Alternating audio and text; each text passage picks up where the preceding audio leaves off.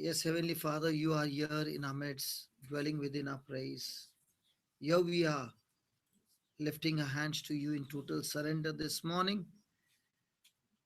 Here we are, O Lord, thanks in all that you do, because you are there with us every moment, speaking to us through your word, guiding us and leading us.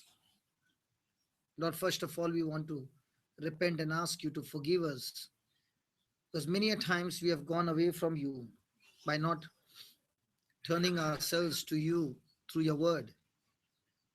But when pressure comes, temptation comes, the cares and desires of this world comes, we set ourselves apart from you.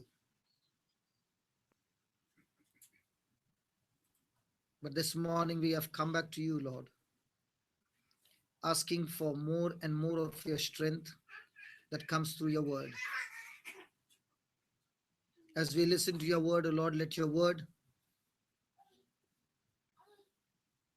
go deep down in our heart and rule over our heart and mind, captivate us, that we become in total subjection to your word, that we are led by your spirit. Teach us this morning, O Lord, as you have been teaching us yesterday on the spirit, soul, and body. Take us deeper in this teaching, O Lord, so that we understand the truth and the truth sets us free. We thank you, we praise you. In Jesus' name, amen. Amen. Yeah, please be seated. So, welcome home. Praise God.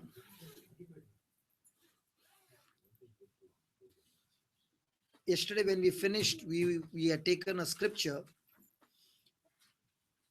2 Corinthians chapter 5, verse 17 and 18. 2 Corinthians chapter 5, verse 17 and 18. It says, therefore, if any man be in Christ, he is a new creature. Bible doesn't say he is becoming, but the Bible says he is a new creature. Praise God. So, in other words, he's saying that it is already completed, that we are a complete new creature. What is new? New means nothing of old. Everything is new. And here he says, we are a new creature. He is a new creation or a new creature. All things are passed away, and behold, all things are become new. So, yes, that these old things that are passed away only in our spirit, not in our soul, not in our body. So, the change that took place was in our spirit, where we are now identical to that of Jesus.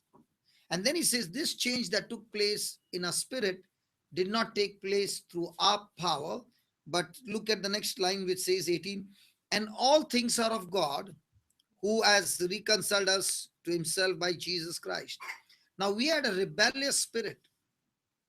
If you ask anybody, they'll say, do you love God? Yes, I love God. Do you love to obey his word? Yes, I love to obey his word. Do you want to do good things in life? Yes, I want to do good things in my life. Then why are you doing all the bad things? Do you want to have fellowship with God every day? Yeah.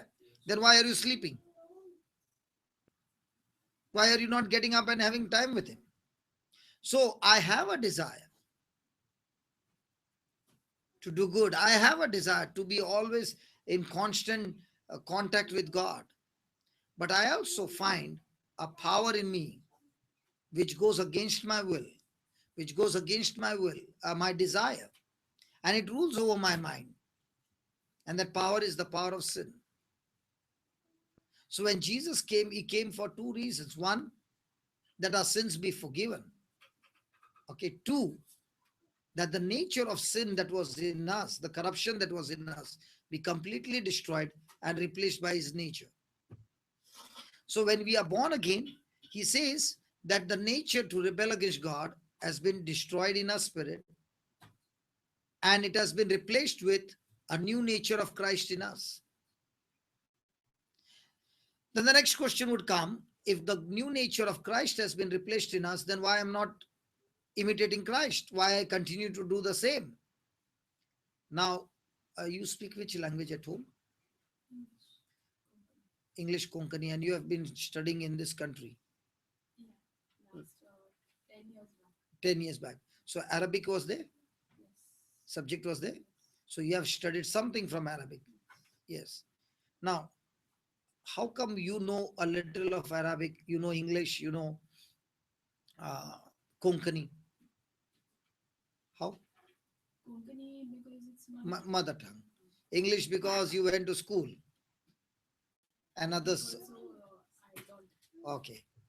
So now you have learned English. Okay. Now can you forget it? Can you forget it? No. No, you have learned it. In the same way, when our spirit was corrupted, our soul learned sin.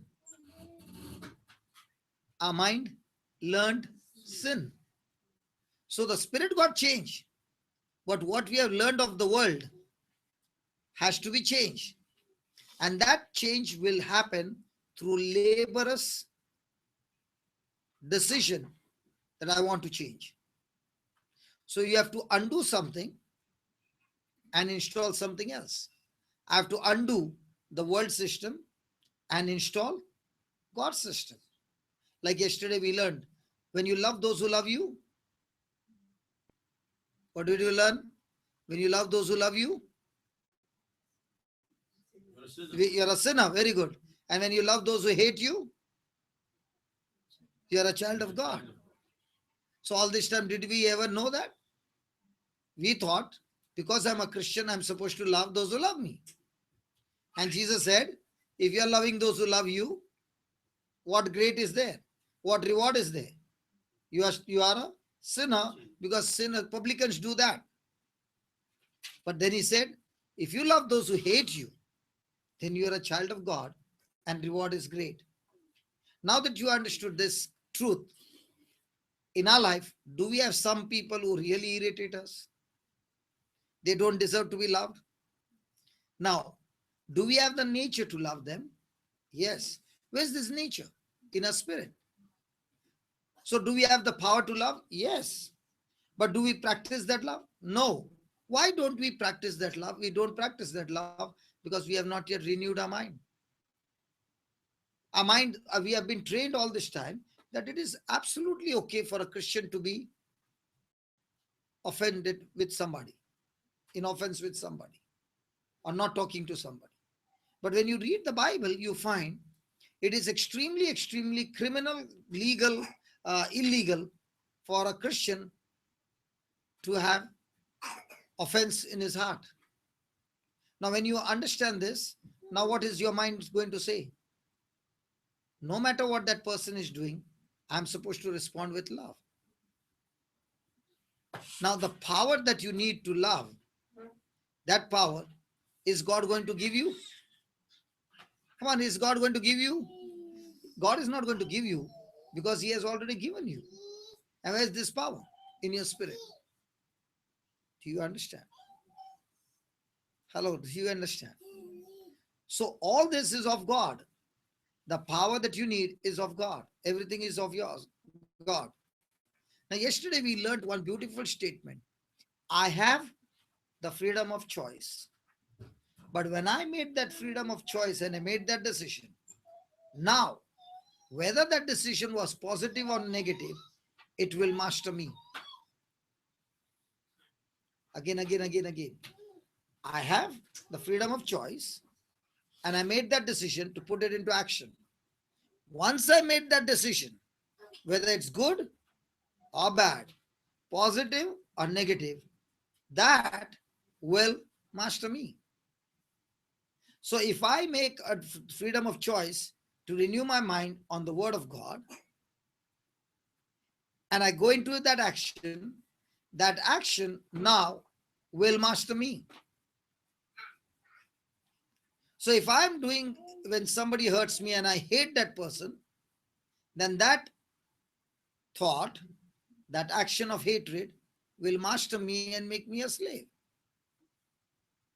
Praise God. So in our everyday life, what kind of choices do we make? God has given us the freedom of choice.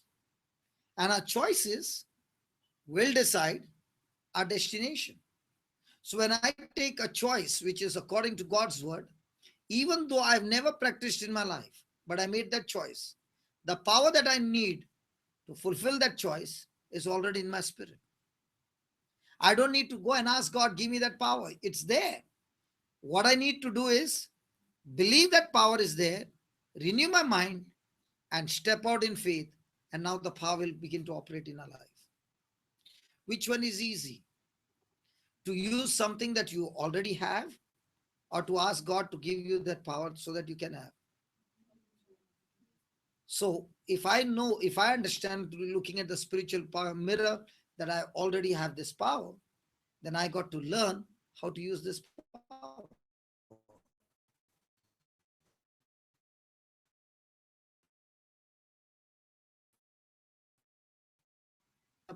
That you go.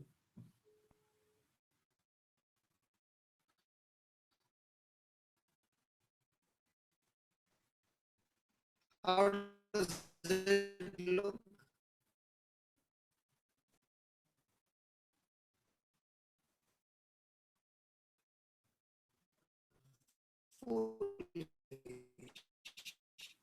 And the driver is, or are you going to drive the car? So in the same way, when we renew our mind and make choices on God's word, now we are training ourselves to drive our life not according to the old corruptible way, but the new way, that is the word of God. Praise God. Hallelujah. So always remember, this change that took place in our spirit is not our doing. This change has taken place by the power of the Holy Spirit. That's why this change is permanent, it's perfect. There is no sin in our spirit. It is full of God. Now when God created Adam, he was full of God in his spirit. Same time, he never knew the knowledge of evil and good and evil, and that's why he was full of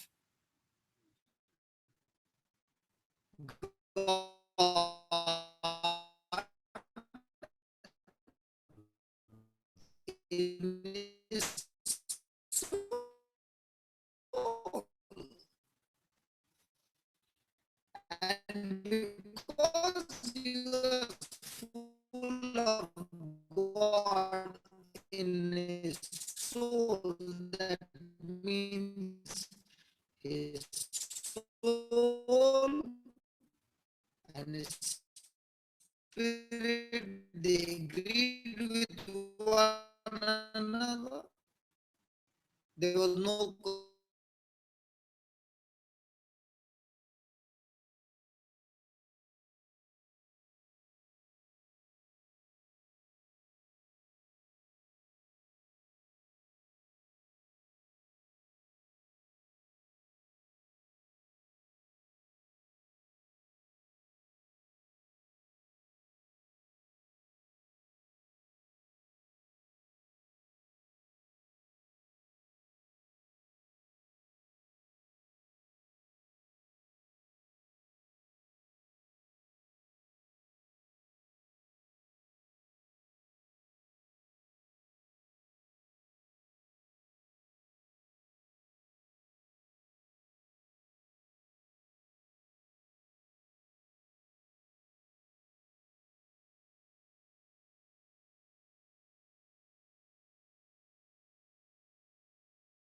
to Corinthians 5:17 to 18.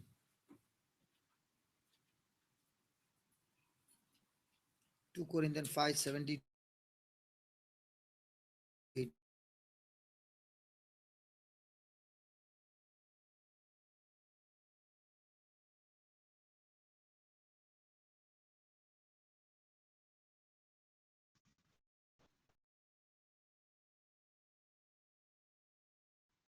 Every born again, every born again believer has undergone, every born again believer has undergone a complete inner transformation, a complete inner transformation.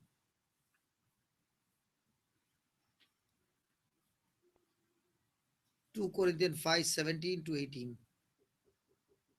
2 Corinthians 5:17 to 18.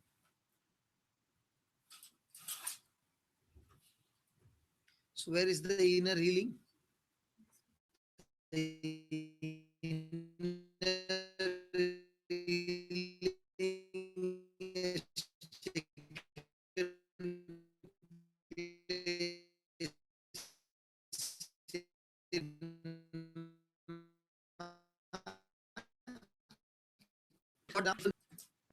And that change of thinking is going to be in my soul. So the change that took place in my spirit is by the work of God. The change that I'm going to take place in my soul is through my labor, my effort. Praise God. But to do that, God has given me the power. Okay. So write down the body and soul, the body and soul didn't change. The body and soul didn't change when we get born again.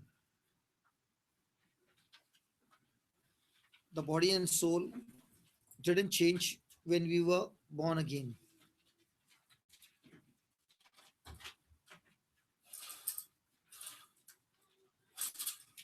So when will the change take place in my body? No, no. When will the change take place? Perfect change take place in my life, in my body. The complete fullness of God in my soul and in my body will take place when?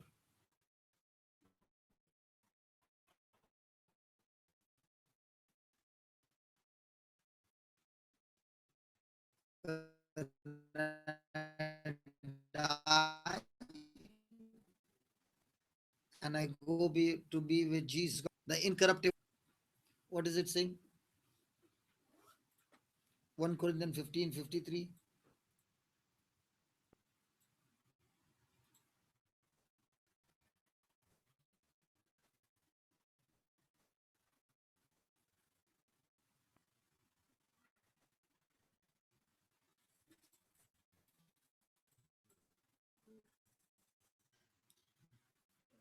For this incorruptible,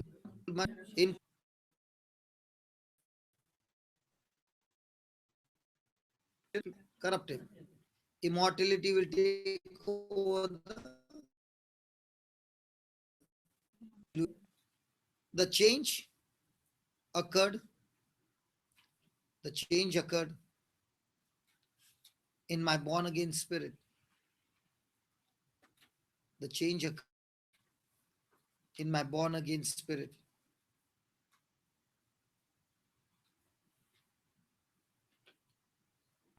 My spirit totally changed.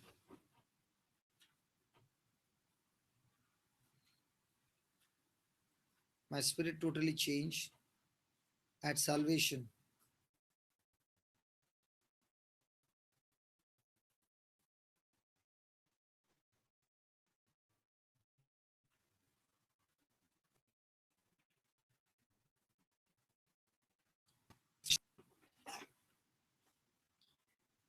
And completely transformed.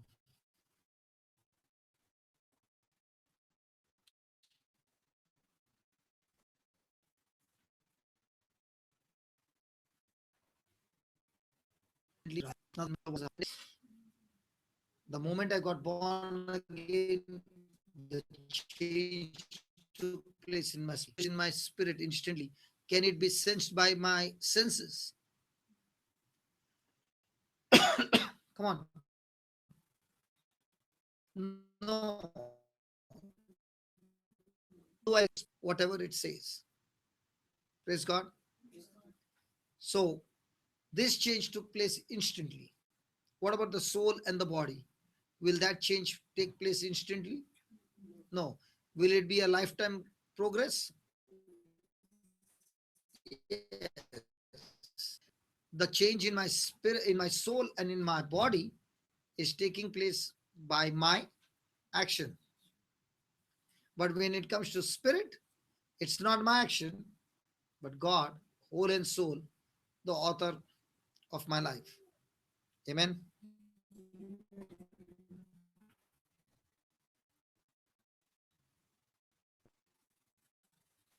Spirit instantly and completely transform. Everything that I will ever need, everything that I will ever need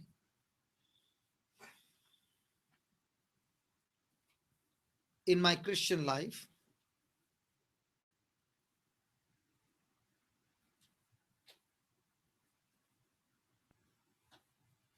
is already present,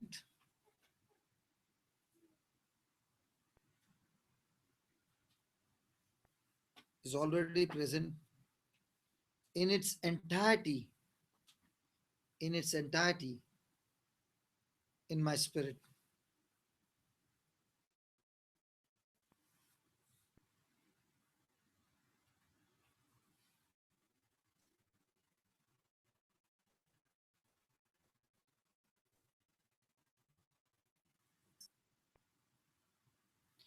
At at this very moment,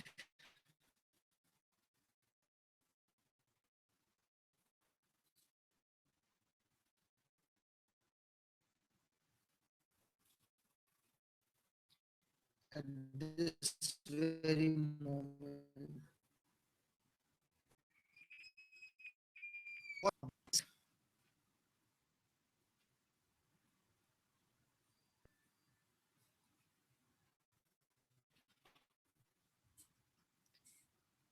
at this very moment, your born again spirit is as it will ever be throughout all eternity. So, little, just make a little coffee. Don't put sugar. As it will ever be throughout all eternity. Our spirit is right now, our spirit is right now as perfect, as perfect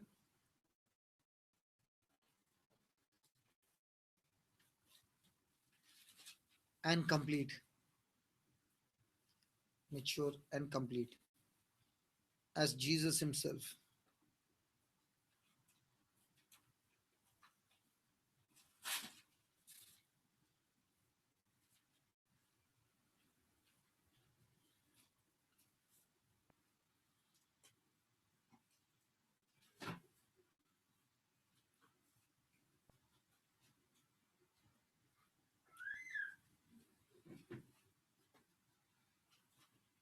Praise God. Thank you, Jesus. What did you write? My spirit is right now as perfect, mature, and complete as Jesus Himself. Yes. So, where's the power now? In the spirit. Will we ever be able to feel this power which is in our spirit? Now, we cannot feel this power in our spirit because our senses are not connected to the spirit. But when we believe in this power, which is in our spirit, which we can't feel, when we believe and act in faith, now we will begin to experience the power in our body because this power has now begin to come out from the spirit, get through the soul, and reach to the other side of body. Now, if I've got a pipe, I got a pipe, and the water is flowing from this end. Will the water come out from this end? Yes. But here there is a tap, the golden ring, and I put it, I close the tap. Now, even if the water is running on this side, when this tap is closed, will the power come on the other side? So, this part is your body, the ring is your soul, and this part is your spirit, where the fullness of God is. So, God has put power in us that we can use this power not only for ourselves, but also for others. So, you are believing to use this power to get healing in your body. The power that God used to raise Jesus from the dead, that power is in your spirit. So if that power is in my spirit, is that power good enough to fix up my soul and fix up my body? Yes. But if the person does not believe, or a person is believing in the scriptures, but at the same time growing unbelief. So when he grows unbelief, he has with his own choice closed the tap and now the water is not flowing. In the same way, your unbelief has closed the tap, now faith is not moving into action. So do you understand how much unbelief can destroy you? Praise God.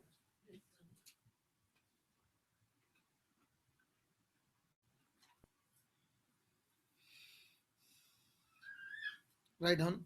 Our souls can be transformed. Our souls can be transformed.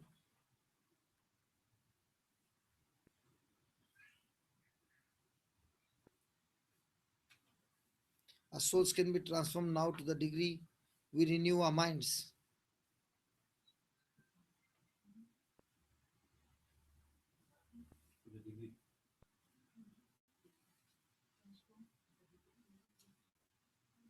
Down to the degree We renew our mind, change our attitudes,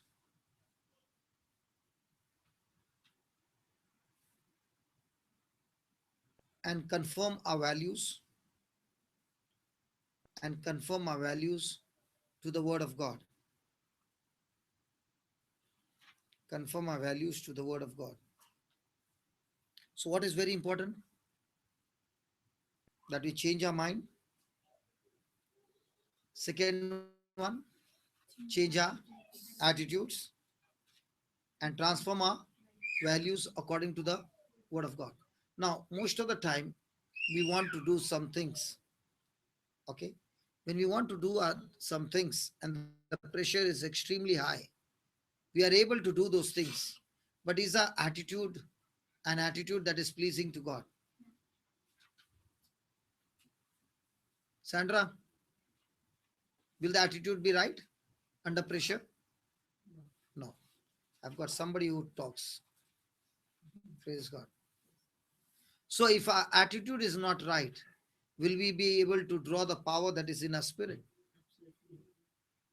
So most of the time, how is the attitude under pressure?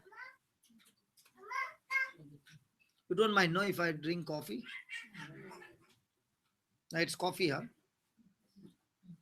Praise God. I was feeling a little drowsy. I don't know why. Interesting topic. The preacher goes drowsy. I have heard people go drowsy when the preacher preaches. Now the preacher is preaching to himself and he's drowsy.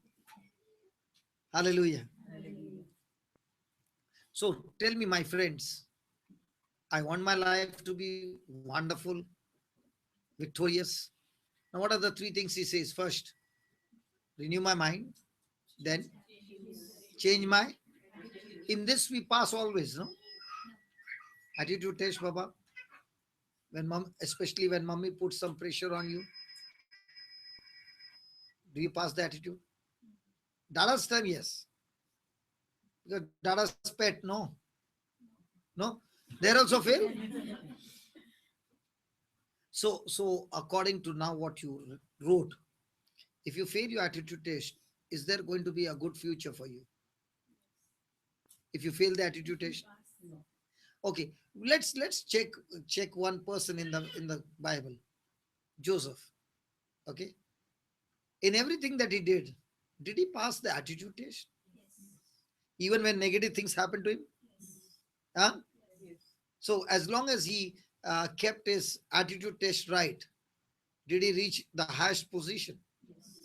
So what will take you to the highest position? Your hard work and your labor? Hard work and labor is good, but if your attitude is wrong in that hard work and labor, you have still missed the mark. So what is very important is that I renew my mind. Have you ever seen any volunteers in your life? Sandra, why are you laughing so loudly? You are like Cynthia part 2, man. Till now we had only one Cynthia. Now we got Cynthia part 2. No, you can laugh, no problem. Why did you laugh so much? Yeah, it so happens when we feel a small here and then we don't. We feel annoyed. This is my favorite place. This is my place. This is how it happens. Okay, there so it's your attitude. It was Okay, but what about the volunteers' attitude? How is it? sometimes Sometimes we have to force them to move. It might be you are a volunteer then. yes. I'm a volunteer. That's why you are saying. That's why you are saying we have to force them to move. Okay. Let's say. Sometimes I force people to move. Okay. I want somebody to move. Okay, but I use extreme love, extreme friendship. Okay, in this world, everybody wants love, and you show extreme love. Do you think that person will move? Yes. And he will move with a smile. And something happened. Okay, and might be that volunteer has got an attitude problem, and if he has got a big badge, the big problem. As long as the badge is not there, at least some attitude is small. The moment the badge comes, the attitude becomes big. Now, even though the person is serving over there for God, but the attitude was wrong. Now, in the eyes of God, did he pass the test? He not only failed the test, he made so many people's life miserable and got them into offense when they came for service. So he was a cause for the enemy to strike that person. So in our everyday life, listen, one thing, 100% put it in your heart, okay? Remember this. My future will always come through relationship. My prosperity and my downfall will always come through relationship. If God has to bless me something, it will come through relationship. If the devil has to make a mess, it will come through relationship. So once I understand, relationship decides my future, not this all sun and moon and stars. No. Fake. My relationship with one another. So in every relationship, I must ask, did I pass the attitude test? Because most of our time, our mind is set on achievement test. Correct? And as long as the achievement test is there, you are saying, I did it. Praise God. And God said, fail. God, why did I fail? Attitude test 0. Not even 0, minus. So if I want to experience Christ in my life, transformation in my life, a great future in my life, then I must check all the time. Am I renewing my mind with the word of God? Okay. After renewing my mind, when I put it into practice, how is my attitude? See, all you wonderful ladies, you look so beautiful. And when the pressure comes, you can give a beautiful smile. But inside, you all know what is happening. Is it boiling or is it cold?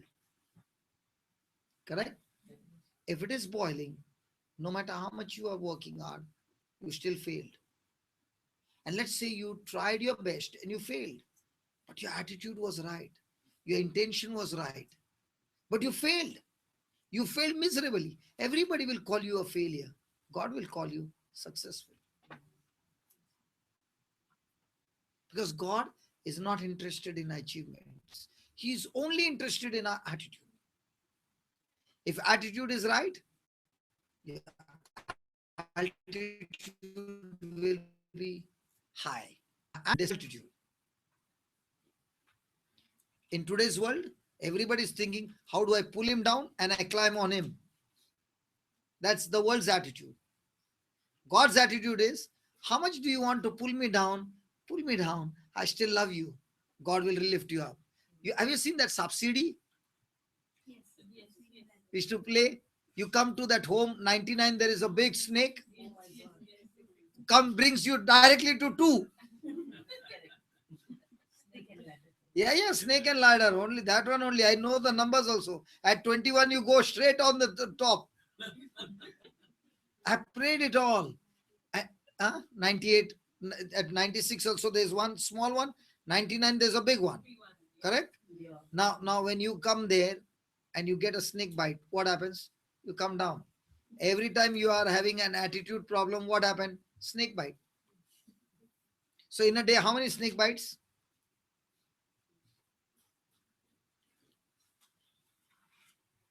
Hello? Snake is biting or you are biting the snake?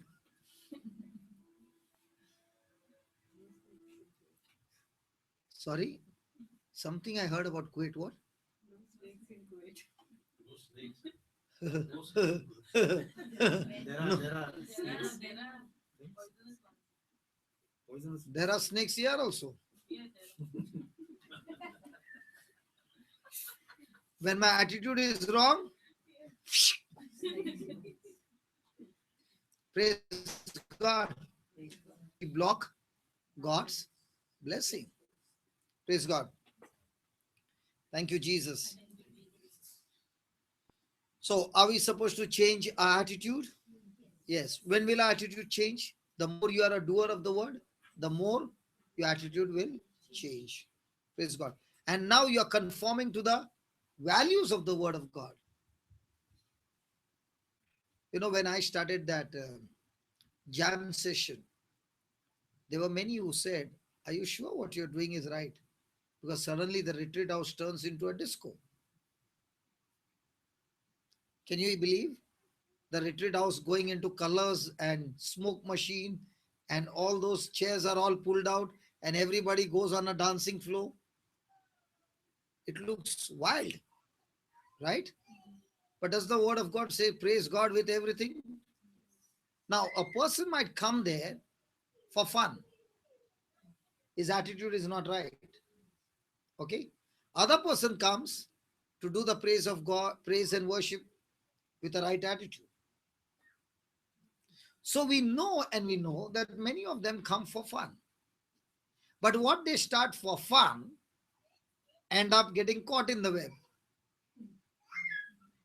Hallelujah. I know so many youth who said, "Brother, when my mommy brought me to the retreat, looking at you, I hated you. Okay, I did not want to come. But on a Saturday night, of all the retreat, I love the Saturday night." I said, "You love the Saturday night? Don't come on Friday and Sunday. Come only for the Saturday evening." I told my mother, "I will only come for Saturday evening." I said, "Please, no problem." First week, first Saturday they came. Second month Saturday came. Third Saturday that person has not come, because that person has come on a Friday, sitting right in the front from the beginning to the end, and says, "Hey brother, more than the Saturday, Friday and Sunday is more enjoying." You understand? The attitude was wrong.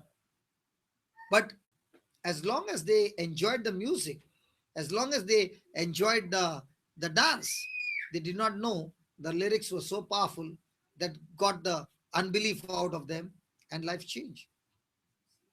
I know a girl who was only 19 and would sell a body.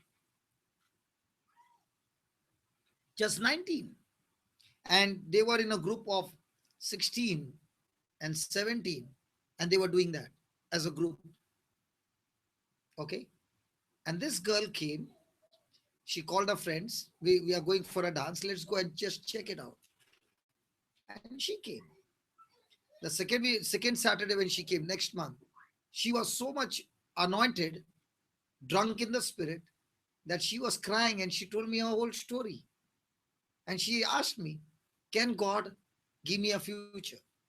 I said, "God not only wants to give you a future, just see, He has already anointed you. He has already blessed you. He has paid the price for your sins on that cross. All that He wants you to do is change Your attitude. Change your values.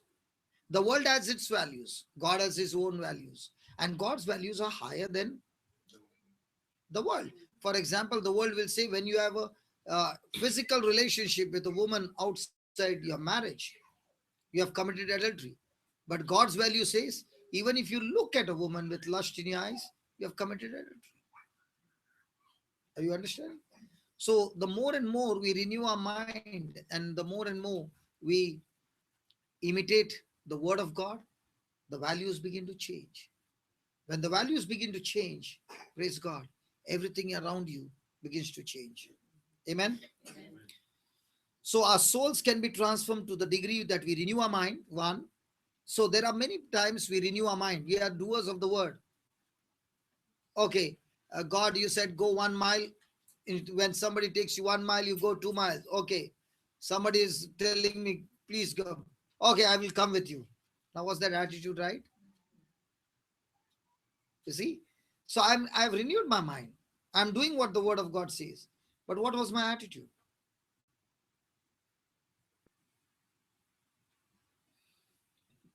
Write down.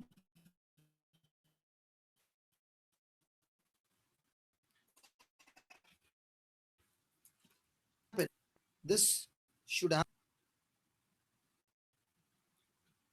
And it is in the process happen. And it is in the process of happening. Praise God. Is that clear? This should happen. But it is in the process. Now what about the spirit getting changed? Was there any process? No, it was instant change. Because there, the Holy Spirit is the one who will do it. Here, the Holy Spirit will speak to you and show you the truth, but He will not force you. He gives you the freedom of choice. He said, this is the truth. This is what I want you to do, but I still give you the choice. And when a person takes that decision to do it once, do it twice, do it 10 times, do it 20 times, he develops a new habit. And that new habit has brought in a new character in that person. Praise God. So are you, your soul transformation, is it going to be instant? Is it going to be a process? Yes. In this process, will you fail? Yes. Many times you will fail. But that doesn't mean that's the end of process. There is nothing called as game over. Game over is when you breathe your last. Even if the devil has messed up your soul for 30, 40 years, made tremendous mess in your life, there's no way out. But in spite of all that, when you turn to God and you renew your mind, you change your attitude, and you look out for God's values, praise God. Even if the devil had bound you for 40 years, he cannot bind you anymore because your soul has changed. The moment your soul has changed, the moment your soul has made a change, that very moment, the power of God backs you up. It's like the power is in your spirit, ready to explode in your system. But there is a wall, and that wall is the change of your thinking. The tank on top is full of water, thousands of liters of water, and all you need is one bucket of water. You are standing there doing everything, but not opening the tap. It looks like a big problem. When your mind is renewed, your attitude is changed. Now you're looking out to the values of God through His word. You have opened the tap. The more and more you change your attitude, the more and more you renew your mind, the more and more you open the tap. So it doesn't depend on how many years you know the word of God. It depends on how much of the word of God has changed your thinking.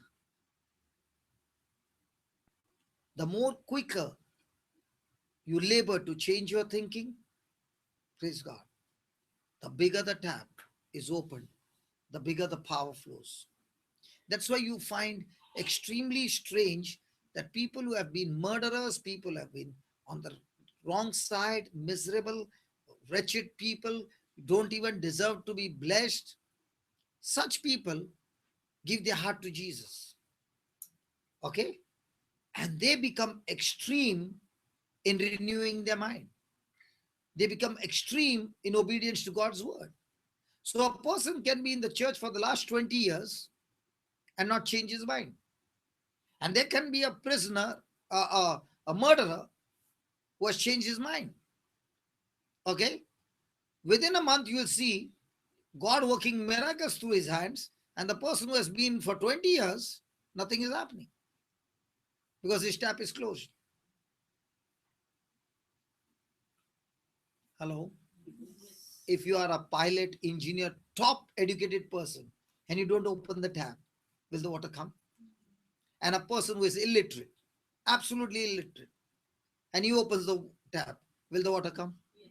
So opening the tap depends on God or me. And how does it open? By renewing my mind, changing my attitude, and conforming to the values of the word of God. The tap is open. For these three things, do I need to be intelligent, highly qualified? That's why the simple people in the village, you see them doing wonders and God working miracles through their hands. Why? They are simple. They quickly understand, they quickly change, they quickly put into practice. What about the more highly qualified, intelligent, so-called person? I know, struggling and struggling and struggling and not becoming like a child, willing to renew his mind. Praise God. Hallelujah. So this transformation should happen, and it is a process of happening. Write down. It does not happen automatically.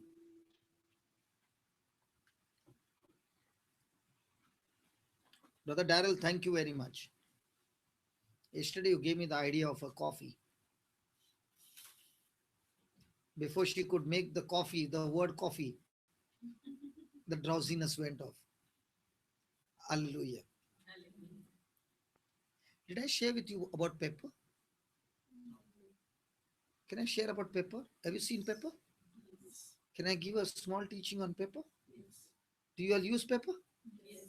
Okay, this happened on Saturday. On Saturday. I was going, no, it happened on Sunday. I was going to Vasai to preach.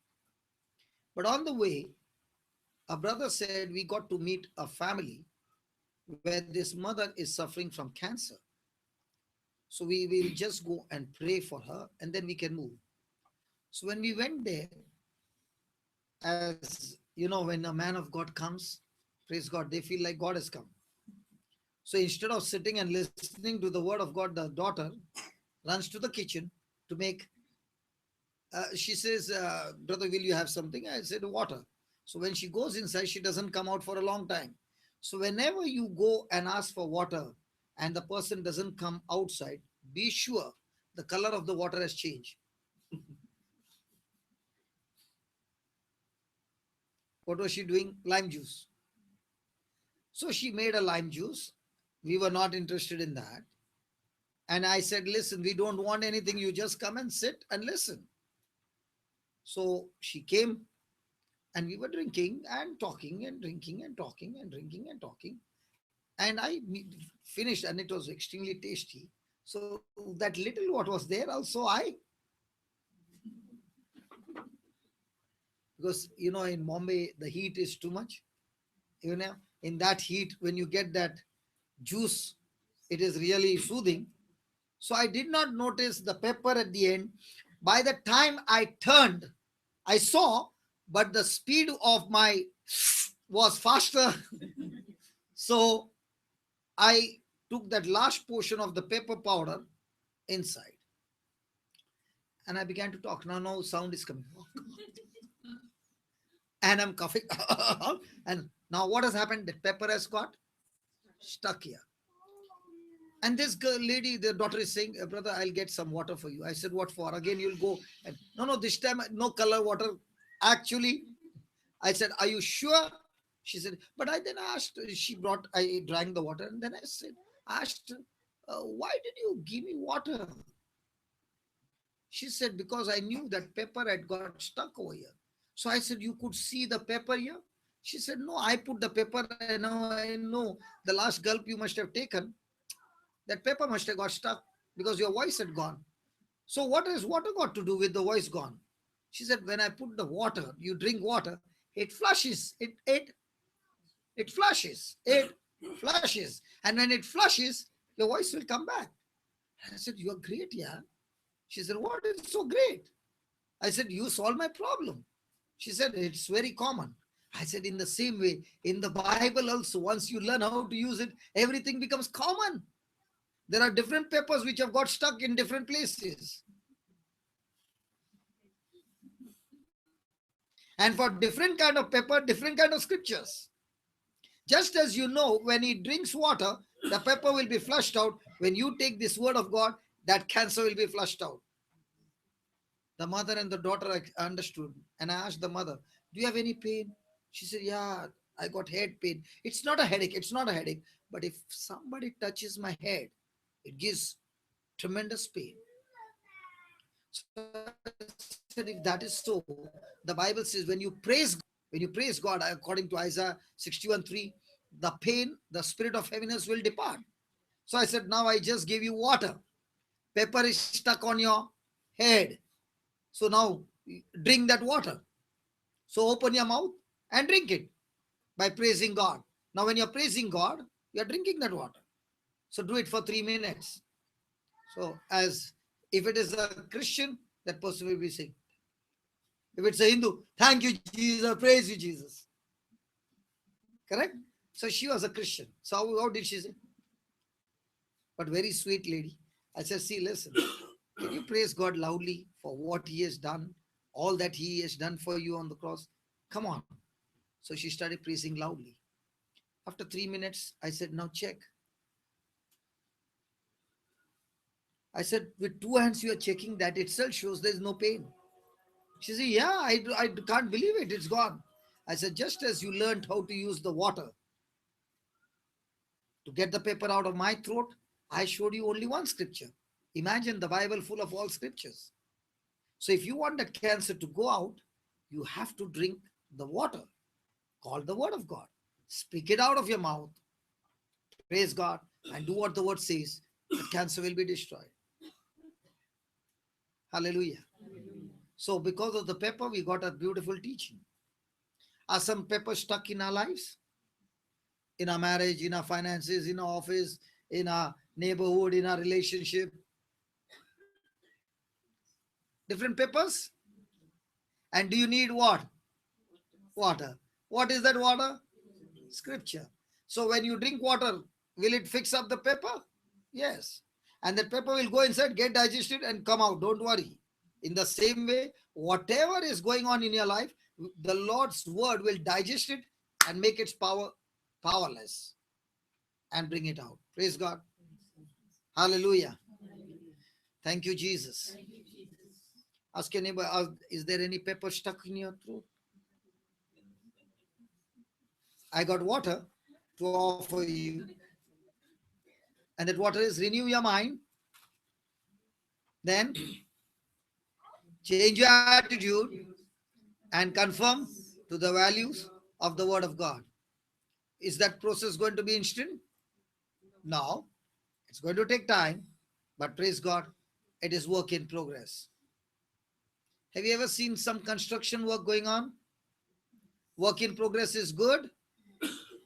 Inconvenient? Come on. Yes. Yes. Irritating? Yes. Untidy? Yes.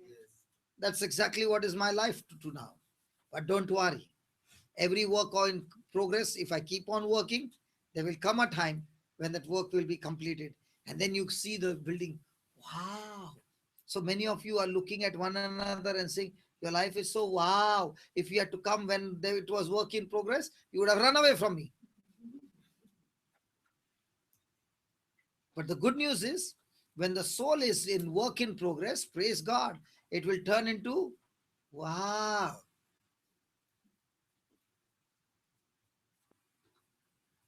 Wow. In Dubai, there is a tallest building. No, what is that name? Burj Khalifa. It must have taken little labor, no, for to build that. Huh?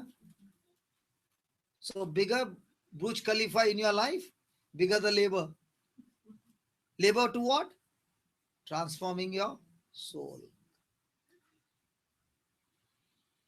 But what are we praying to God? God, I'm praying let the construction be over. Praise God. Is it going to take labor?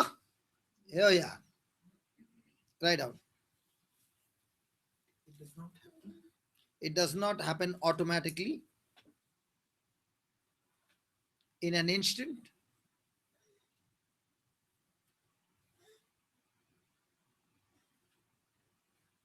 Does not happen automatically in an instant as it happened as it happened when we were born again.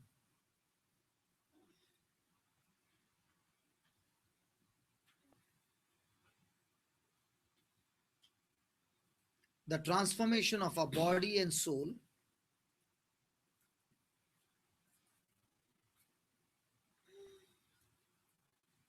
recording. Ah, ah.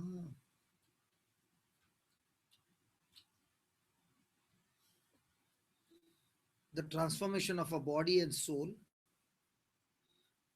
won't be completed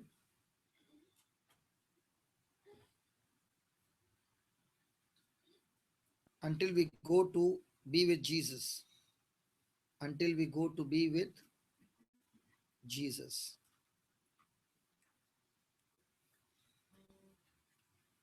Praise God. So till the end, will our soul become perfect? No. Our body will become perfect? No. It's a process. But if you see, from the time we received the word, we renewed our mind. In many areas, we have changed our attitude. We have changed the values from the world system to God's system. Has our life become better? Come on. Yes. Now, you don't change your soul, okay? Now that your life has become better, go and practice what you were doing before and watch and see what will happen. What has become good will turn out to be bad. Praise God. So even if your life is bad, don't worry. Change your attitude. Renew your mind and make God's values, God's word, the highest position in your life. It will change your future. Praise God. Next paragraph. Interesting? Yeah. Praise God. Our spirits totally changed at salvation. Next paragraph. Did our soul change? No. Did our body change? No. But what about our spirit? It changed at salvation when we got born again. Our spirits totally changed when we got born again.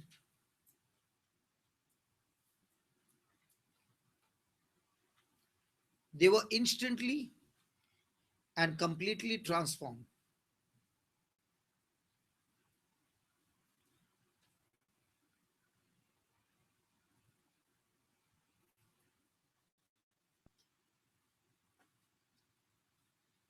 Instantly and completely transformed. So, so everything that we will ever need, underline it. So everything that we will ever need it in our life, in our life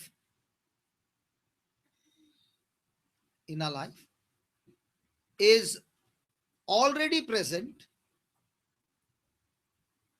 is already present. How? In its entirety. Not little, but entirety in our Spirit. spirit.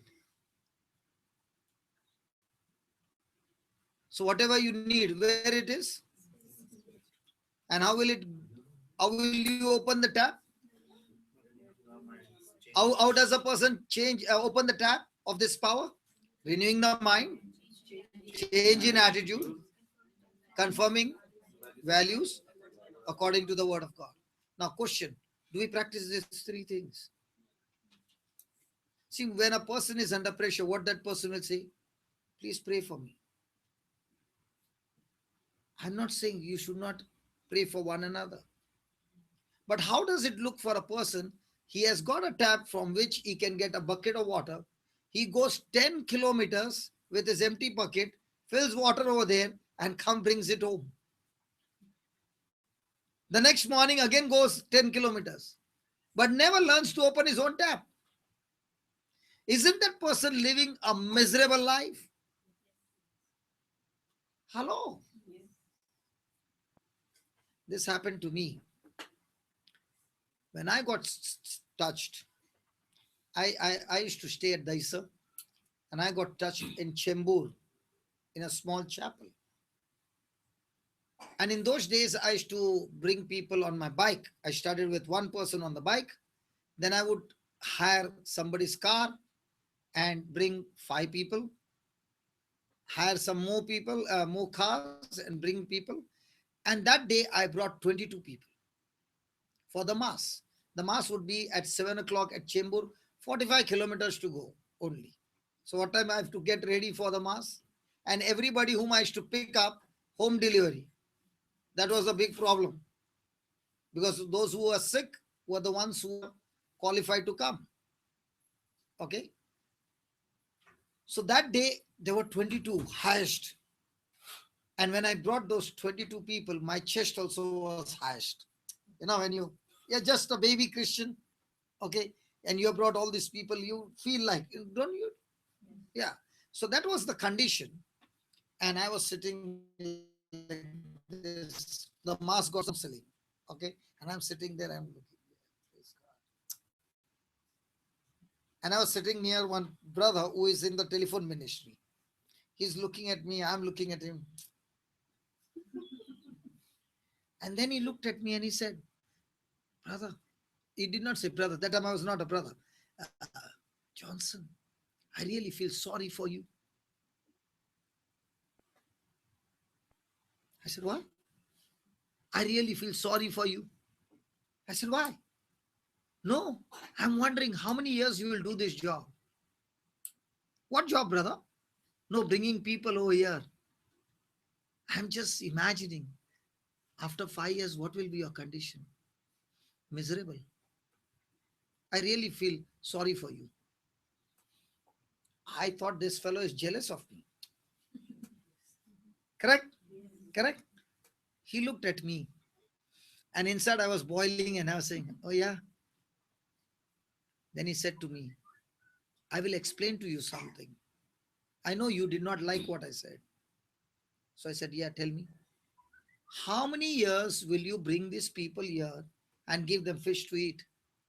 Why don't you come thrice a week, 4 times a week, sit here, learn fishing over here, and go and give fish in your play area? Why you have to labor all that here? I said, are you sure what you're saying? He said, believe me, you got a zeal, you got a passion for Christ. But this, what you're doing is a wrong way, and it will burn you out. So I said, what do I do? He said, I'll give you a simple clue. Will you do it? I said, yeah. Today's morning, the father gave a sermon. How much do you remember? I said, brother, I remember word to word, because when the sermon is there, I don't even look at 22 from where they came. I don't even know them. He said, okay, you know that sermon? Today, after you drop them, catch somebody and share that sermon to somebody. You know what you just did? You took the fish from here, learn to fish, and you're giving them the fish there. And make a small prayer. Next week when you come, give me a report. 1 week you practice. We'll see what happens. Now, father used to give a sermon of 1 hour. So how long will be my sermon? With masala and all? So if I catch somebody, I did not know in those days how to take a shortcut. If somebody gets caught, 1.5 hours is gone. So I started with 1 or 2 and 3 and 4 people on the streets. Now it so happened when they look at me, they cross the road. So it was really discouraging. I know that they have crossed the road.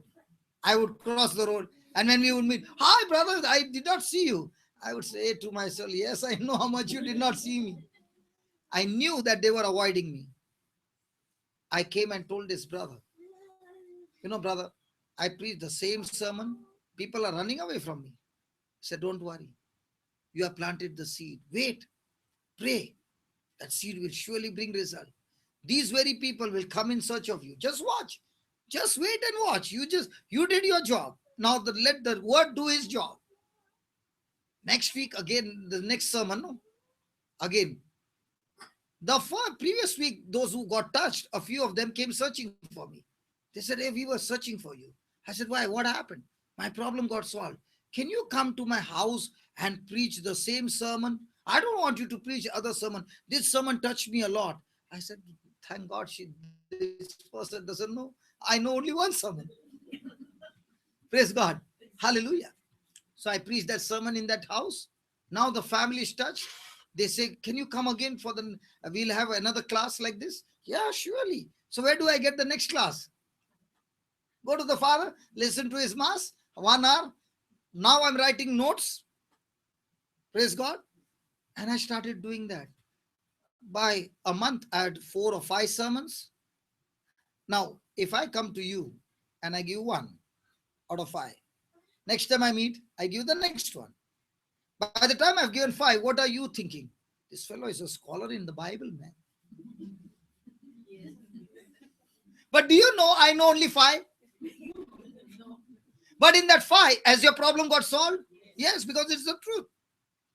I began to realize, God, I don't need to know the whole Bible. And by the time I'm sharing the truth to you, that truth is cutting me as well. My growth did not come by going and listening. My growth came what I listened when I went and gave it to others. That's the time the growth came, because when I was giving to others, that same word was cutting me as well. That word began to transform my thinking. In a matter of 2 months, I was preaching, casting out demons, healing the sick. And I said, God, here is a beautiful formula. Even though I do not know the whole Bible, I know you. The little I know you, the little that you have done in my life, when I share it with others, that little is enough to explore the whole mountain. And that's how I became a preacher. I never knew that God had called me for preaching. But today I know a lot of sermons. Huh? Hallelujah. Has it given you some encouragement? Yes. Will you do it? Yes. So next month when I come, will you report back to me? Yes. Yes. Next week, will you report to me on WhatsApp? That yes was discouraging, last one. Hallelujah. Write down. At this very moment, at this very moment, our born again spirits,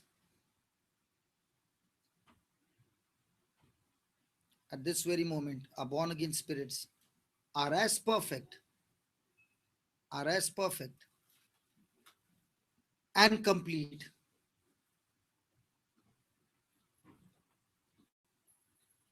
and complete as as they'll ever be, as they'll ever be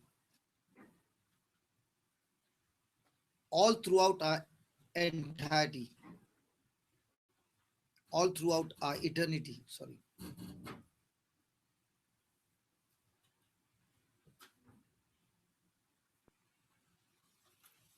Our spirits are right now perfect. Our spirits are right now perfect mature and complete as Jesus himself.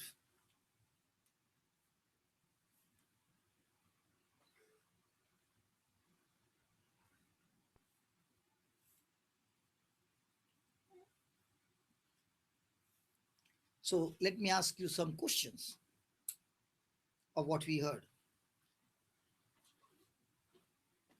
What has passed away?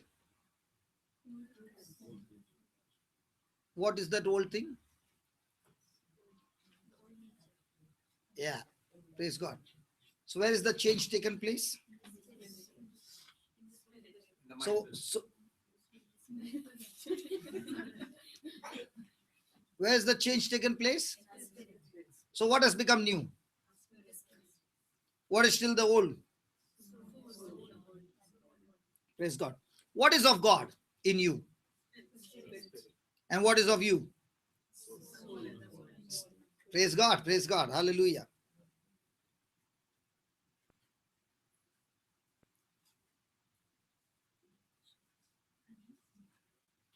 So, what part of me is corrupted? Soul and so the incorruptible will take over what? Corruptible. What is that? Soul and the body. Praise God.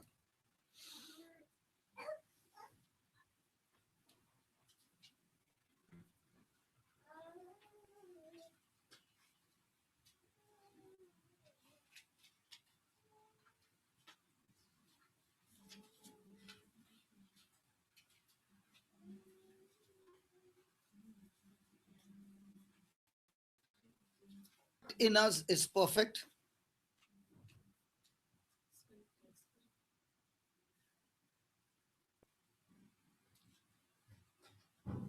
And what is the mirror?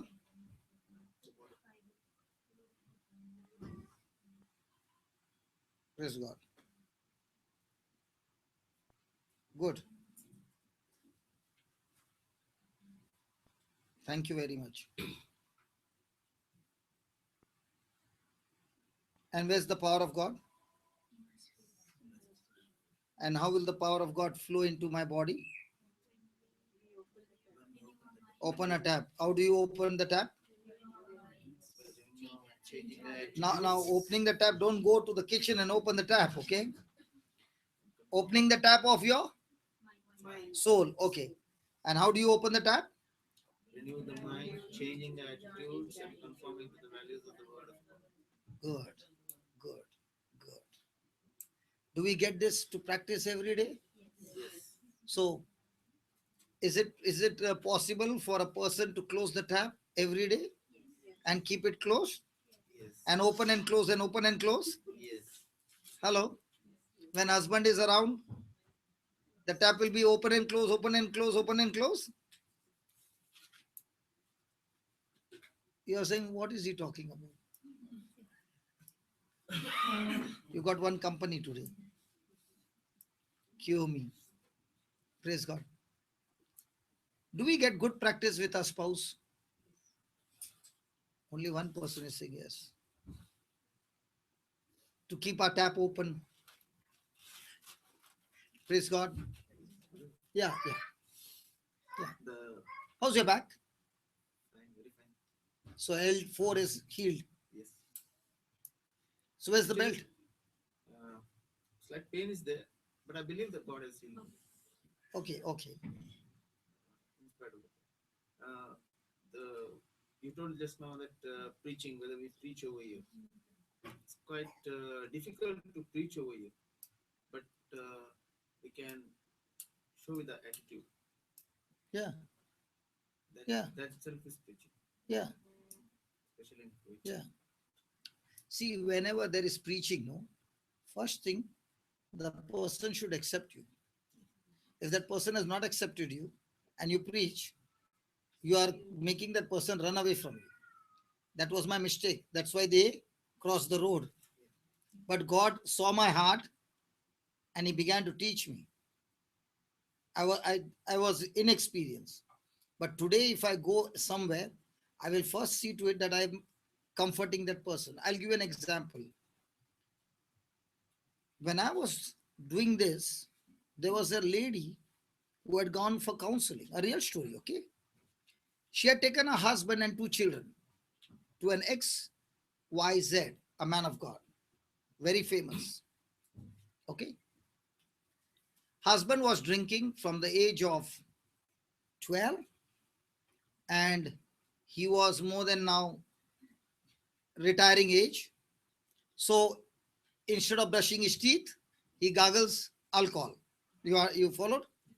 So all the time drunk. So she took a husband there, and the counselor turned around and said, the spirit in him is too big and he will die of alcohol. But before he dies, you are going to die. And I can see you dying within 8 months. He told the wife. Now both the children are in school. So she comes back and she takes that word so much that she's going to die. She's now worried. Husband is drinking, children are in school. Okay, what will happen to my children? So she's now planning. My daughter will stay with who in the relations? Who is going to take care of my daughter? Who's going to take care of my son? And she's already planning. Now, as she began to plan, within 15 days, she was on the bed. She could not get up. She got stuck, and now she's preparing for a death. That was the time somebody gave her my number. And when that somebody gave the number, I said, will you do one favor for me? Can you call me in 30 minutes? But before that 30 minutes, I will give you one scripture. I want you to repeat it for 10 minutes. Okay. And then call me after 30 minutes. So she said, okay. And I said, if you do that, something will happen to you. So she started. And I called her in 15 minutes. And I said, did you do what I asked you to do? She said, yes. I said, can I pray for you? She said, no. I said, why? You just now said that you can't get up from the bed.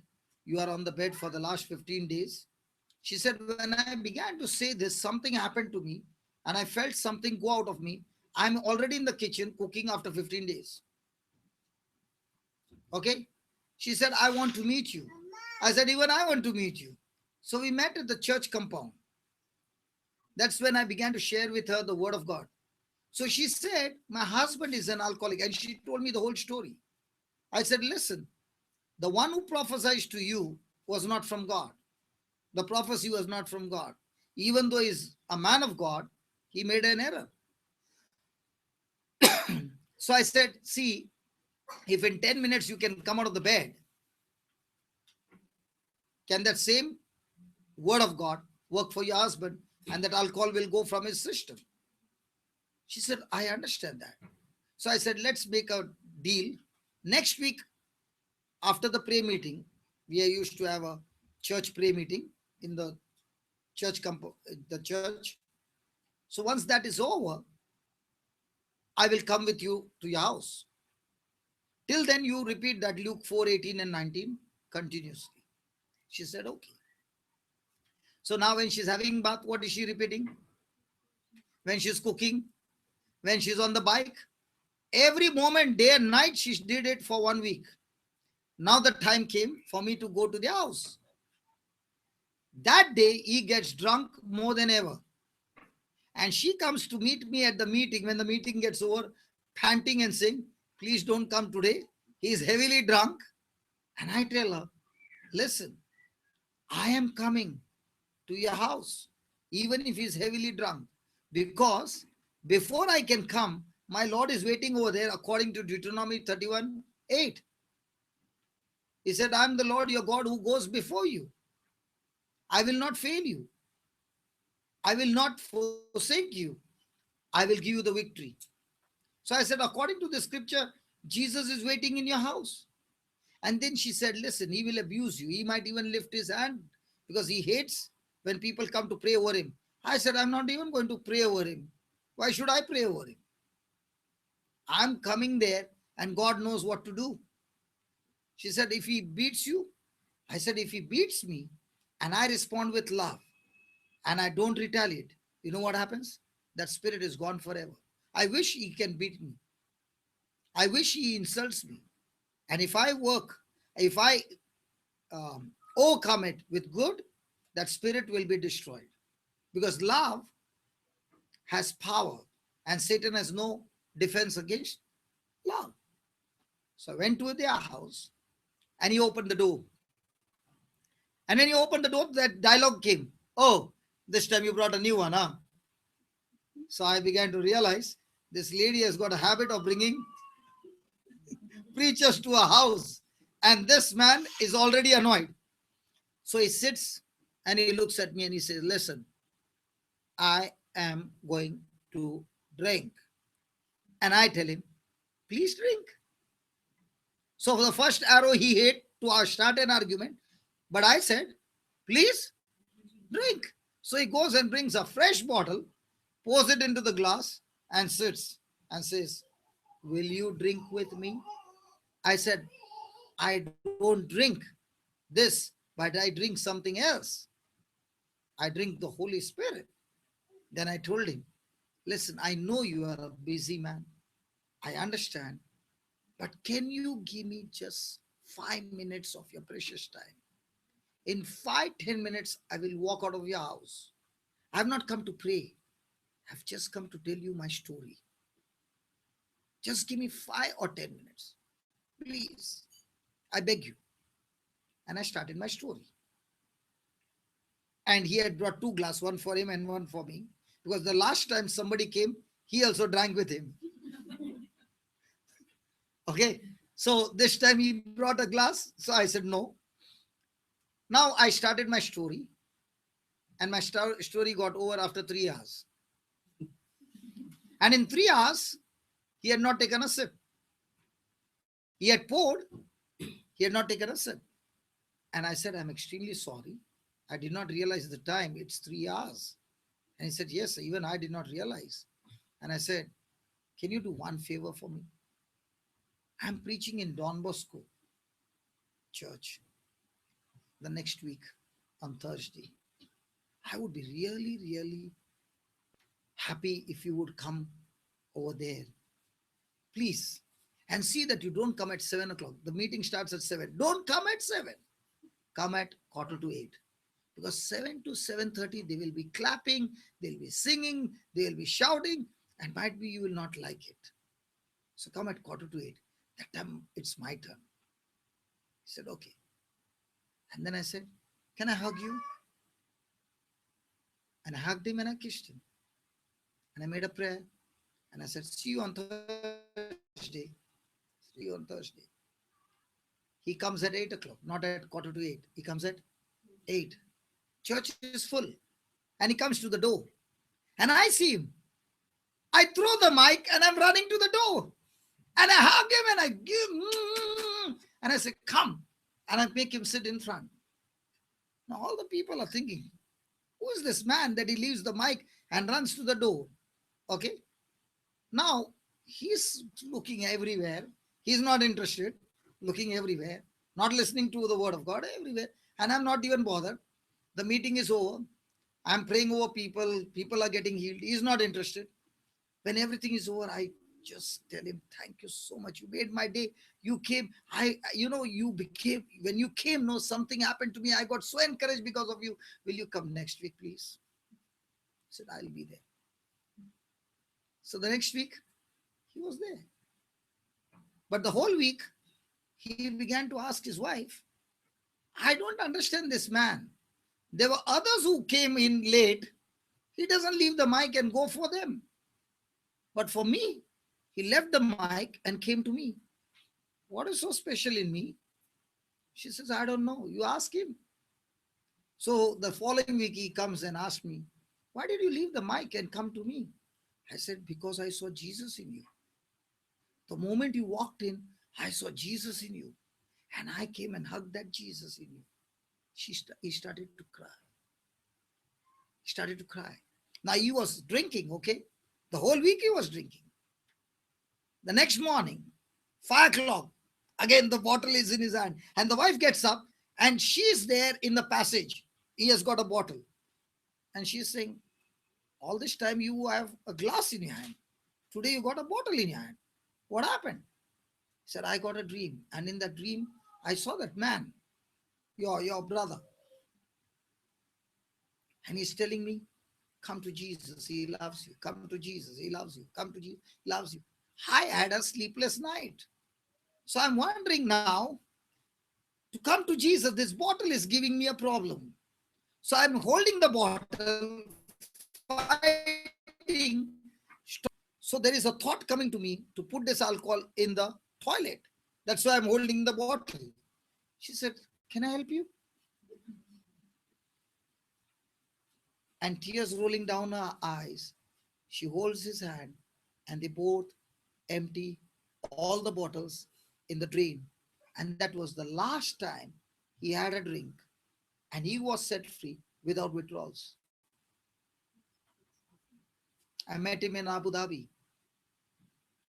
He had come on a vacation, on a visit to meet his daughter. And this time also, when he entered in, I left everything to go and hug him. I just love that man. Very, very amazing, good man. The only problem was alcohol. If you see these people who are alcoholics, they got so many beautiful gifts in them. But the alcohol has destroyed everything in them. Praise God. Hallelujah. So love. What changed him? That hug. He was not listening to the word of God. But he was wondering, why should this man leave everything and hug me? Am I so important? And when he asked me, what did I say? I saw Jesus in you. What did people say? There's a bondage, there's a curse, there's Satan, there's this and there's that.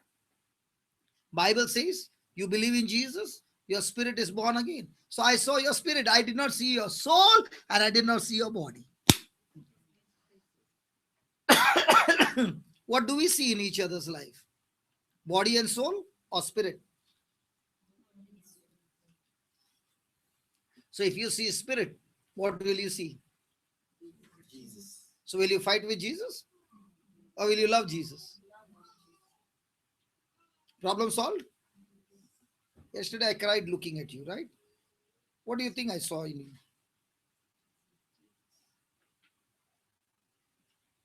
And when I cried, something happened to you at that very moment. Did it happen, baby? What was that? That is called the love of Christ.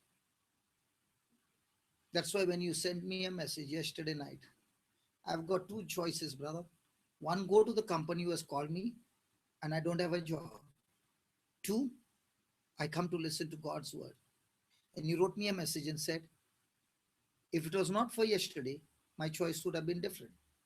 But today, Jesus is more important to me than my job. I choose to come to listen to God's word. When you wrote that, I cried. Now, what did you do? You renewed your mind, changed your attitude, and raised your value to the word of God. Now, because of what you did, when I come next month, I'll see a miracle. God bless you. That's how it works. But when you make your job your God, then all your life you will be chasing your job. It will make you a mess. How does it look for a person who has got no job? And look at the enemy, how he uses the right time. So many days, no call. On the day when you have to listen to God's word, there comes a call. Can you come now?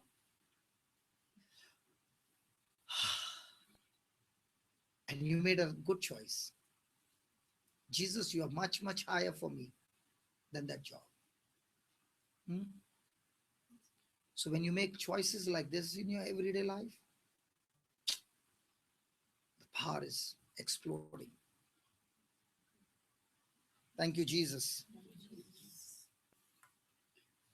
Did you get the answer to your question? Yes. Yeah. So first you become a friend. If I do not become a friend or I do not show the warmth of God's love, that person will not receive. There are some people who will come like a gun and keep on firing, firing, firing, firing, firing. That person is not interested. A good seed planted in a wrong season, in a wrong place, will make everything wrong. Take a seed and plant it here. Will it work? You have to plant it in the soil. Take that seed and plant it in that sand. Now,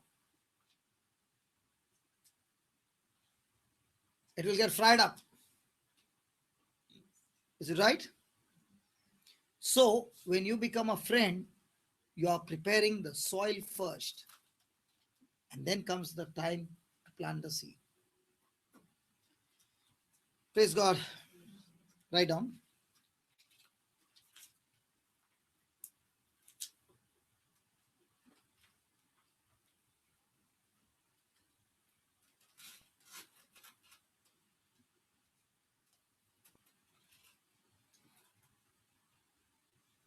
After being born again,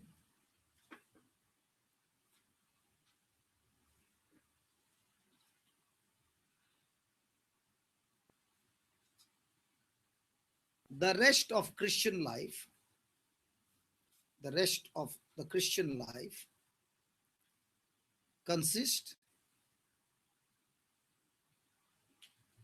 simply of renewing and releasing, of renewing and releasing. As we renew our minds, as we renew our minds and believe God's word, as we renew our mind and believe God's word, our soul will agree. Our soul will agree with what's already there in our spirit. Our soul will agree with what's already there in our spirit. When our spirit and soul agree, when our spirit and soul agree, we release and experience, we release and experience the life of God.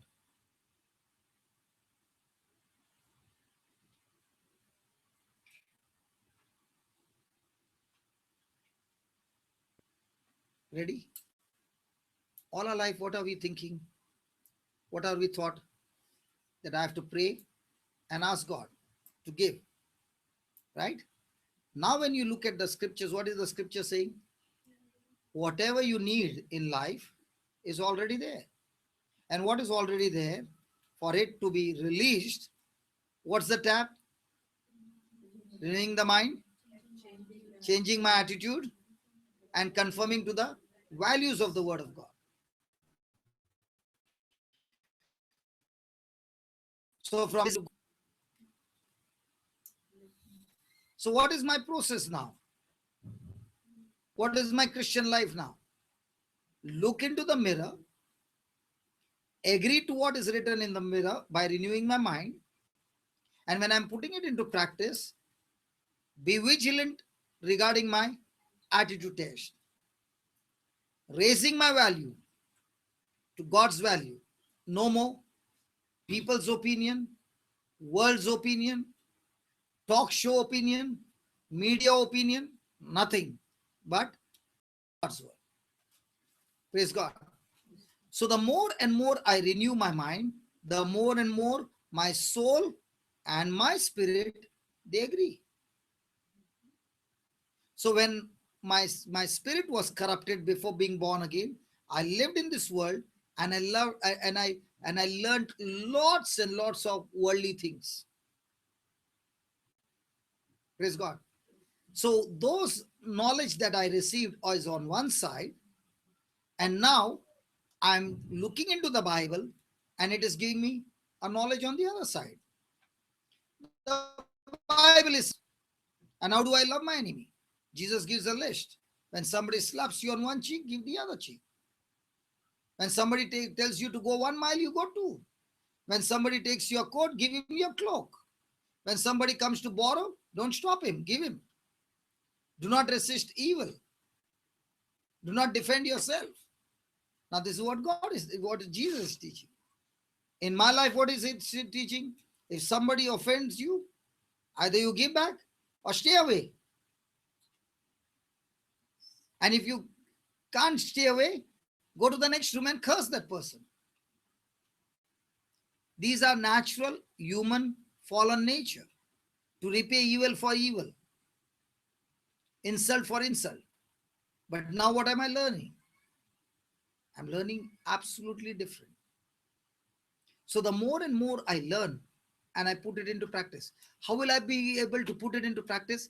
By repeating to myself again and again, I overcome every evil with good. Have you learned that in concerning worry and fear? But how much have we concentrated on that word? Do we get that word to practice every day in relationship? Yes. Do we put it into practice? No. So now that you understood, I am supposed to overcome every evil with good. But all this time I've been praying to God to get this evil out of my life. So Lord, thank you. You are teaching me how I can be set free from this evil. How? Not by God getting the evil out, but I responding to that evil with good. So how do I get victory over evil? By responding good. Now, all this time, what was my prayer? Lord, this person. So now what is your attitude? Responding with good or evil? So when you are hurt, you go and tell the whole world what that person has done. Now, did you respond with good or hurt or evil? So our whole system, our mind is set. Our mind is set. So that setting needs to change. Praise God. Hallelujah. There's an air condition here. It has got extreme cooling there. If you put at the extreme, we will be shivering even in summer. Ooh. So they have set it to a particular temperature, right? So also the world has deceived us and used our mind to set on his system. And God is saying, you take my word and change the setting to my system. And when you do that, the first thing that will happen is all that I've in store for you inside will come outside into manifestation. So what was my system in the club? Yesterday I was watching a video. After years, I saw the snooker table. I was addicted to that. But that this person was playing different, very fancy tricks, hitting the ball bouncing and all that. And I was watching. Do you know how many times I watched that video? 4 times. Okay. Now, other videos I will not watch. When I watch the 4th time and I'm clicking for the 5th time, you know why? Because I've been in that addiction. The Lord said, what are you doing? I said, oh, yeah, Lord. I'm just watching. He said, what is just watching can plant a seed. I was staying in Dubai. I'll just give you an example so that you understand. I'm staying in this building that in front there is a shop, Bakula, what do you call? Huh? Bakala. When you come to this building on the opposite road, there's a Bakala.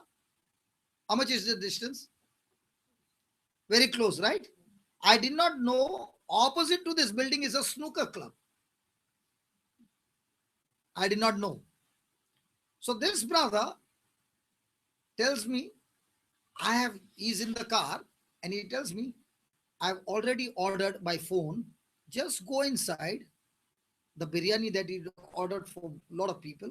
Just take these dirhams, give it there. He'll give you the bucket. Just bring, I'll sit because there's no parking here. I said, okay, I don't know. I have not read till now. I'm there from 2 years there, not yet read snooker club. So I go inside and I'm waiting at the counter, and he says, just wait for 10 minutes. It's coming. Waiting. Now, when you're waiting, you will begin to see, no? Or you will be only looking at that fellow. You'll be looking around. I turn back. 10 tables. Not one. 10 tables are there. And the youth are playing there. Now, when they are playing, I am also going and watching. And as I'm watching, my hand is first touching the table. I can feel the table. And there at the side is the cue. I take the feel of the cue. And then comes a thought to ask them, can I play one shot? And I lift the cue. And the Lord says, get out from there as fast as you can. Otherwise you will get into trouble. I put the cue back, go to the counter, doesn't even look behind, and looks only at that man. Now, I'm not even turning this side, that side. I bring the packet out, and I then tell this brother, where did you send me? He said, what happened? I said, you sent me in a place where I came out. He said, what do you mean? I said, do you know your house is here, and this table is here, and our meeting is in the evening. The whole day from morning to evening, I'm staying at home. Nobody will know that I'm in that club. Are you understanding what I'm saying? He goes to work. I'm in that house. As soon as he's gone, I can go to that club and get addicted. I came so close. Are you following? Yes. Now you might say, what is so special in that? But a person who has got hooked up, he knows his weakness. Are you understanding? Yes. Praise God. So the moment I changed my thinking, I was able to come out of it. After that, I never stepped in. Whenever you used to say, brother, let's break the biryani, you bring, I'm not coming. Because I know. Praise God. Listen, for 9 years or 10 years, I never got a thought of it. Never had a desire of it. But when I saw the table, and I touched the table, and I touched the cube, and you know, when you are playing good and those boys are playing, you want to show some of the shots, you see. Are you understanding? Just to show them. But what will just come or a show, I'll get hooked up on that. Praise God. So, what is going to be our life now? Renewing our mind and releasing the power that is within us. If I had not to renew my mind at that time, I don't know, I would have been in trouble. So has it happened in our life that God has delivered us? And then came a time when you are tested in that same area again. Did we renew our mind, or did we go to the old mindset? We went to the old mindset and backslided again and again and again. Hallelujah. Thank you, Jesus. Write down. When our body and soul agree, when our body and soul agree, we cut off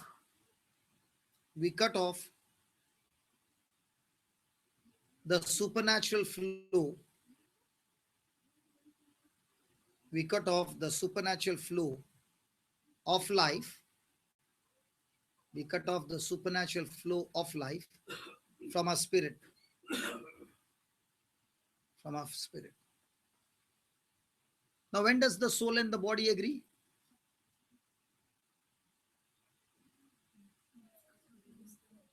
Yeah, that's the result.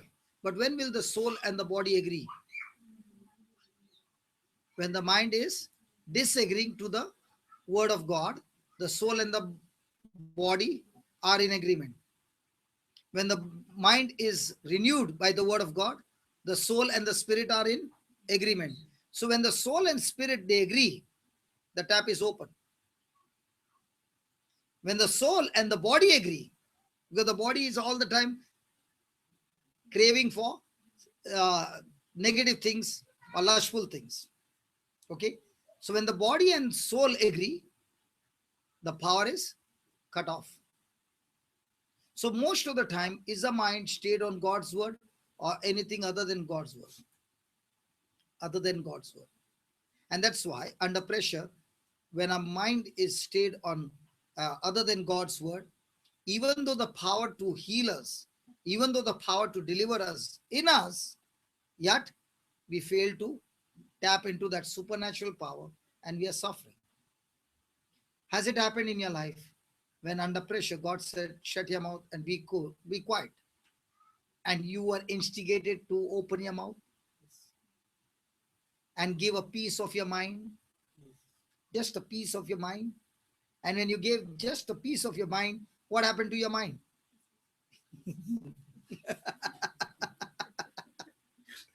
Did you come back in pieces? Yeah. Now, did you tap into the supernatural power of God or the power of the said devil? So two powers running parallel on the opposite side. When you renew your mind, change your attitudes, conform to the value of the word of God, now the power of God is active in your life.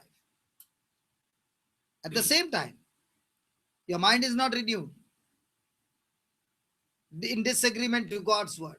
Attitudes are wrong. Value is of the world.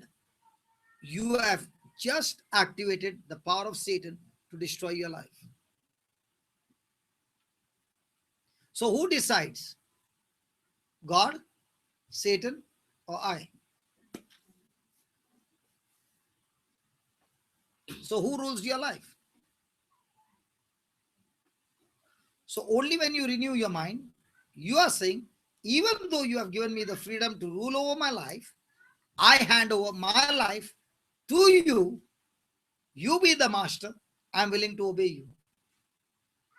Now you will see supernatural things happening because now you are not self-sufficient, you are not self-dependent, but God-dependent. Hallelujah. So when you tell God to do something, you are in disagreement. Hello.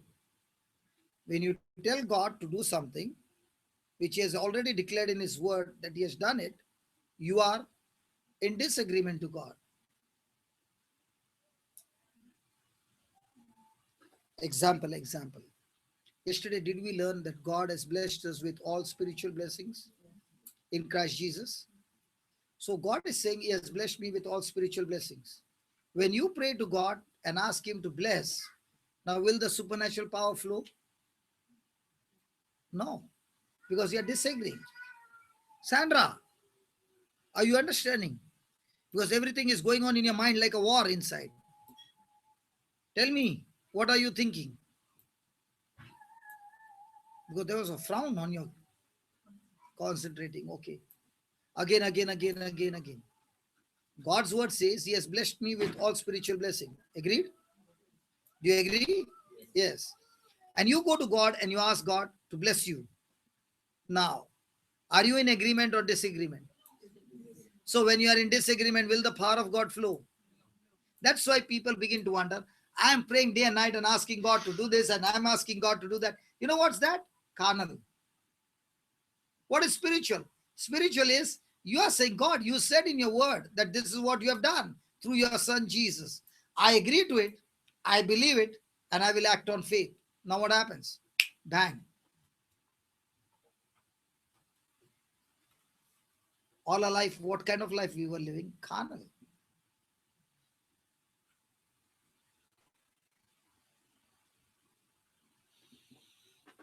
Yeah, you have got a question. Yeah.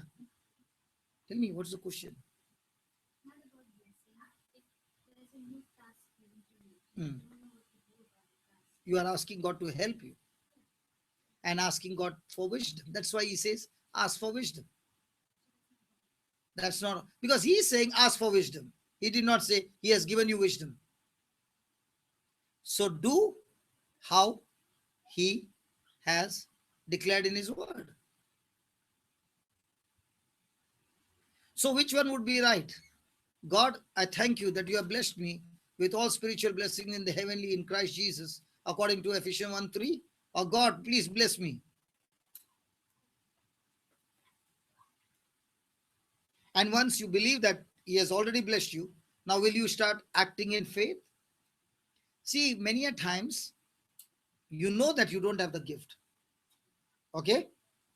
But you are stepping out in faith, saying, according to your word, you have blessed me with all spiritual blessings. So I'm going to move in faith, okay? And when you move in faith, what happens? The power shows up. There's a girl. Have you heard little more of Jesus in Sower and the Seed? There is a song, okay? There's a youth who is singing there. She was suffering from third degree of TB and she got healed. After the healing, she sang that song, okay?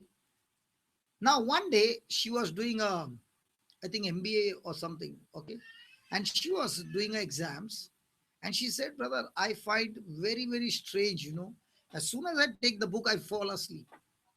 When I don't have the book, I'm fresh. And this has been going for 10 days. Please, I don't understand what's happening. I want to study, I can't study.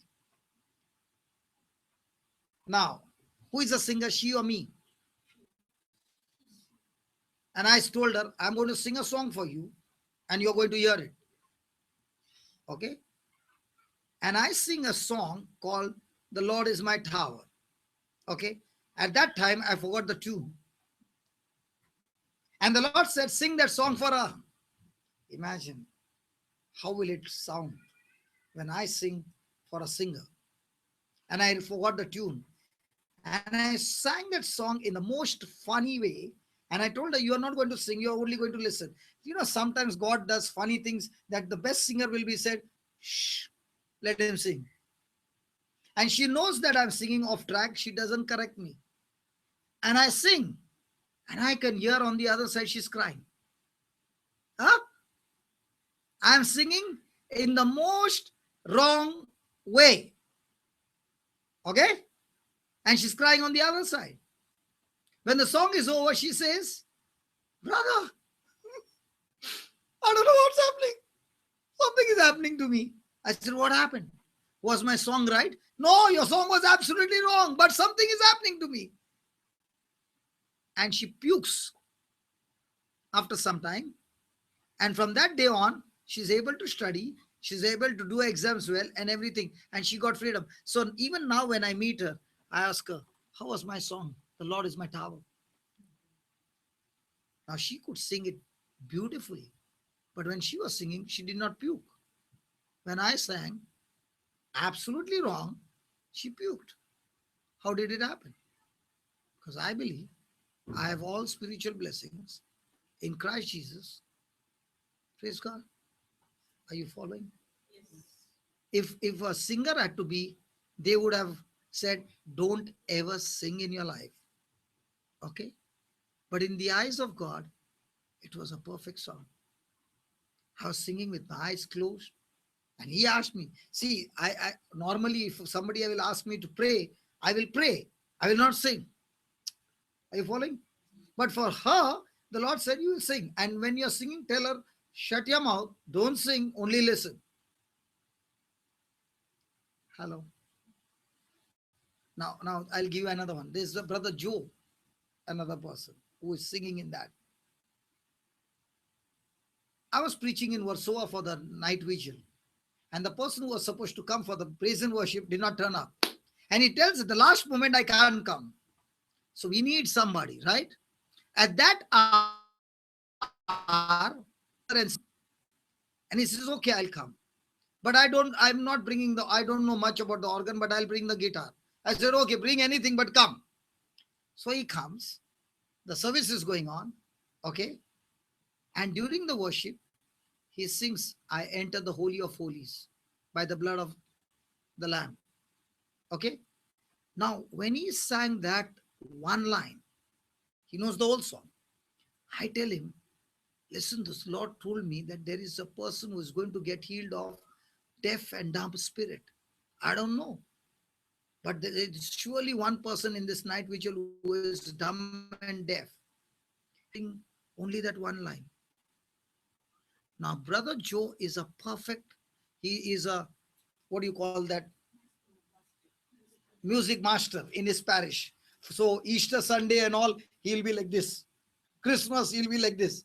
And that man, what do I tell him? Sing one line. So, imagine if he's singing that one line, what people will think about him. He only obeys. And I announced that there is a person who is deaf and dumb. Who is that? So the sister says, my brother. He is from Bangalore. He has come on for 3 days. I brought him here. He's born deaf. So I said, Joe, the message is right. Don't change the line. He says, yes. And he's, I enter the holy of holies. I enter by the bar of the Lamb. Now you see my singing. Is it good? Nobody said saying also good. And by your body language, I understood how good it is. Now he's singing that, and I pray, and the next moment, the man is saying, "I can, and with hello, hello, hello, hello, hello, and then he starts speaking. Now Joe, who is singing? Now Joe is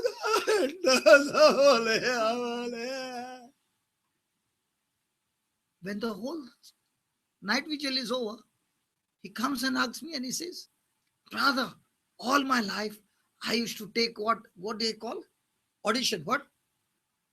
Singers audition, no? Audition. And when I see that audition is not right, I must have hurt so many people, did not take them in the choir. And today I began to understand it's not how beautiful you sing, it's from where you sing. Are you following? It's a gift. So only when you agree to what God's word says, that gift will begin to operate. Do I know to sing? I don't know to sing. But this scripture says he has given me the gift. Might be for the years it's not right. But that gift will still get the job done. Are you understanding? Yeah. Good. Thank you, Jesus. Hallelujah. Thank you, Jesus. So do you all got gifts? Yes. Or God is going to give you? No, we already have. Now, does it make a difference? Now, is the tap open? Yes. Yes. Now, when you go and put it into practice, you will see it operating. Thank you, Jesus. Thank you, Jesus.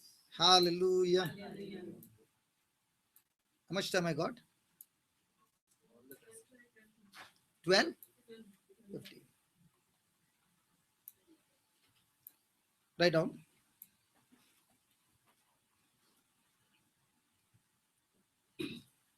What's in a born again spirit? What's in a born again spirit must flow through a soul, must flow through a soul in order to get out,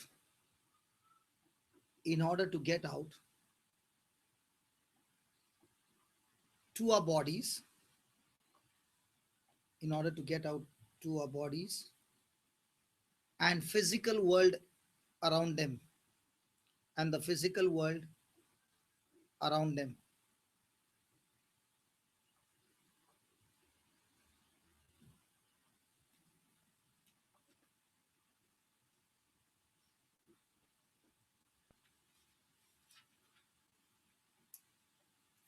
When we make a diagram,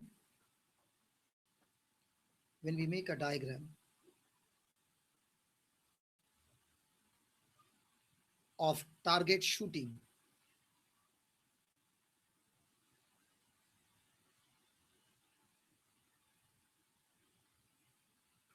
with 3 circles inside each other,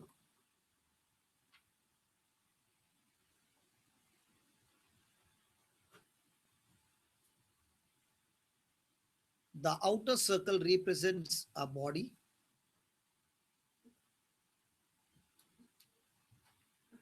the outer circle represents a body,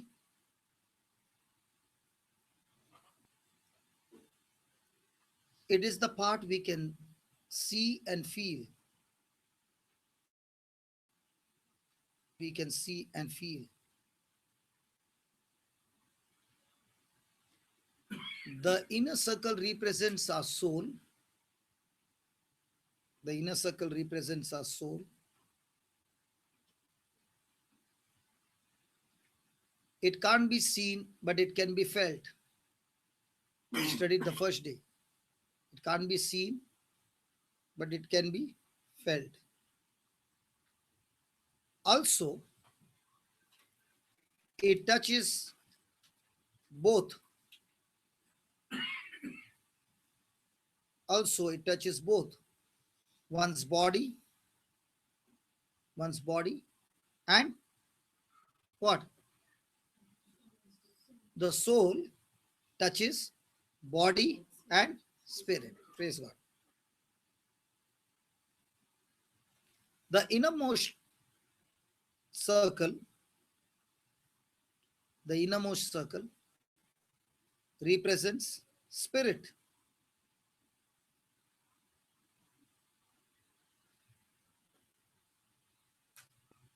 Although it is in the center of who we are, although it is the center of who we are, it can't be seen or felt. Can't be seen or felt. It is completely surrounded by the soul.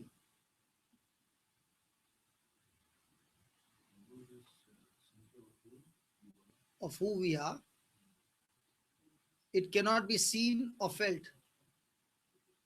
It cannot be seen or felt. Then it is completely surrounded by what? By the soul.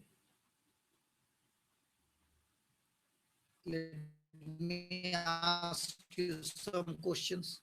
What's three circles? One, okay. The one is who is on the outside is what? No looking at the notes, Sandra. Okay, okay. She has already done the drawing as well. Okay, body. Now, the body, what are the two things it can do? It can see and feel. Very good. The middle circle represents the soul. What are the two things? It can feel, but cannot see. Very good. The inner circle, that is the real you. Okay. What are the two things? It can Here.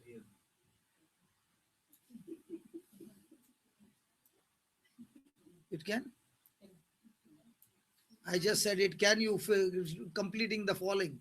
I purposely said it can. It cannot see or feel. Again. The outer circle is the body. It can feel. Soul is the mirror circle. It can't see, but it can feel. The inner circle. It can't see and it can't feel. That's my spirit. And where's the power?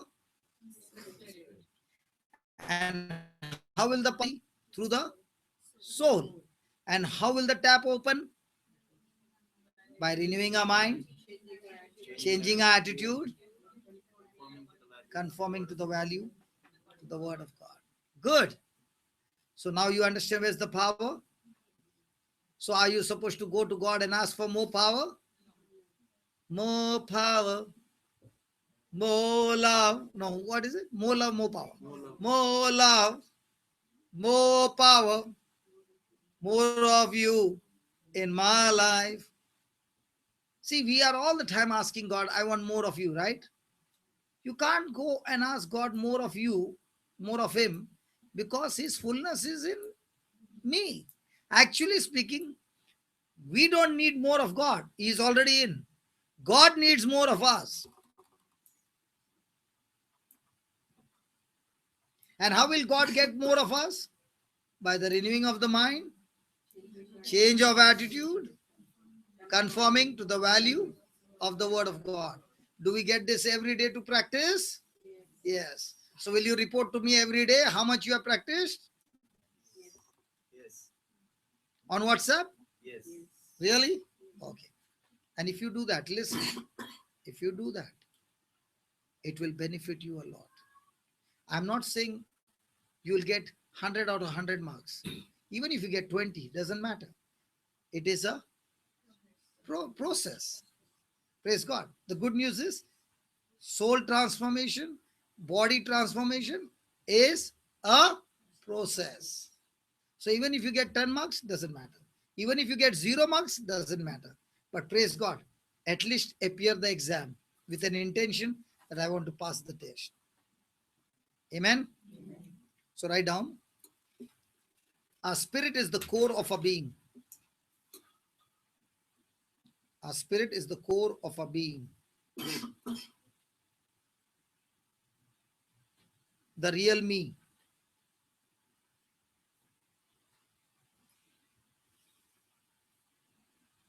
My life giving part. My life giving part.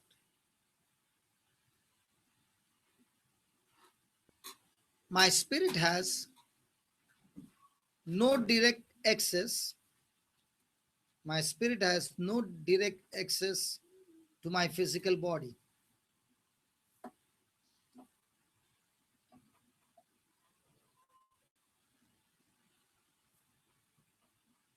My spirit has no direct access to my physical body.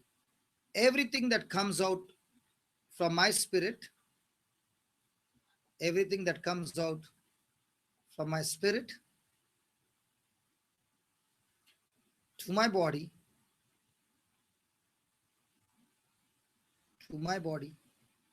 must go through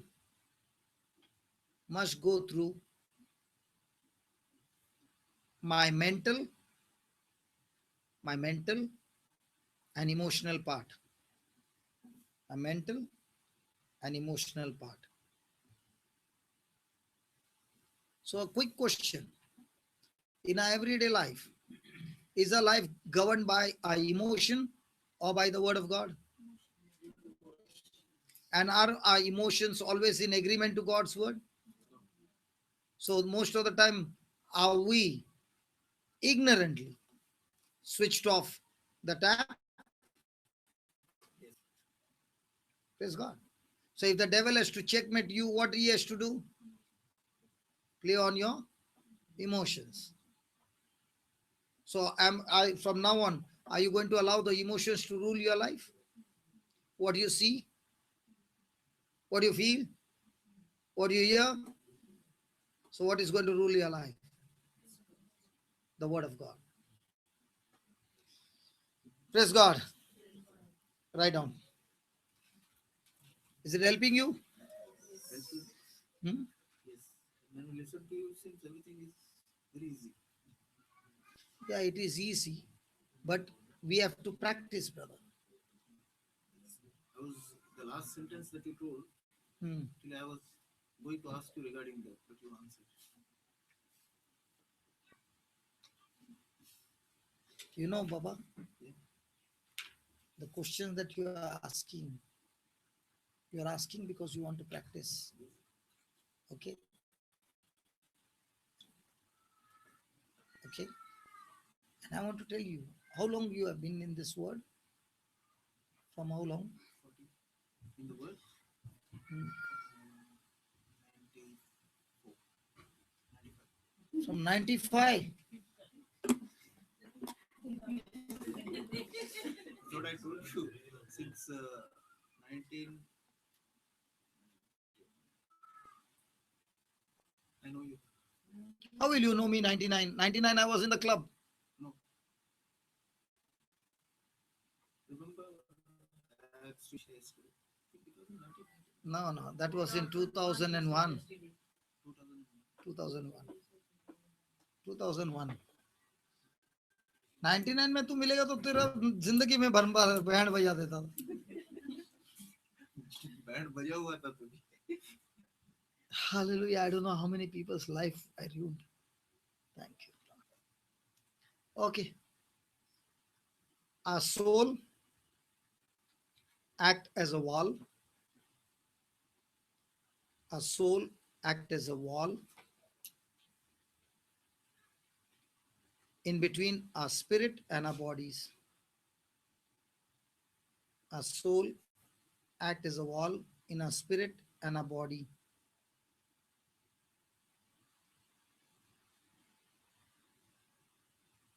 The flow of God's supernatural life, the flow of God's supernatural life from our spirits to our bodies, from our spirits to our bodies, depends on depends on how open our souls are. Depends on how open our souls are.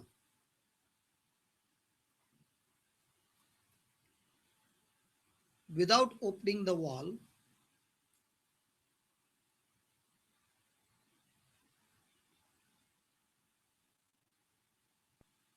that is, by renewing our mind by God's word, by renewing our mind to God's word,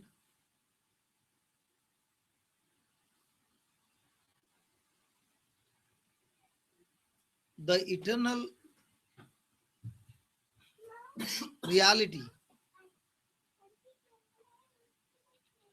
the eternal reality in our spirits, the eternal reality in our spirits won't be able to impact, won't be able to impact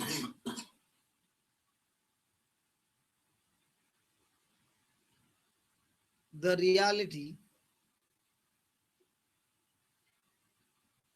of a physical realm.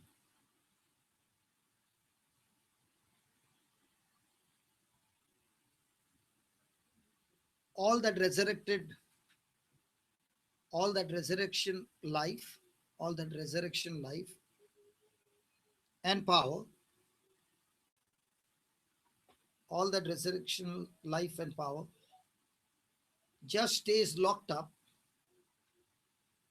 just stays locked up, just stays locked up inside until we look into the spiritual mirror, until we look into the spiritual mirror, until we look into the spiritual mirror long enough, long enough to see the real us, to see the real us and release it, and release it, See the real. to see the real us and release it. We could experience depression, we could experience depression, anger and sickness,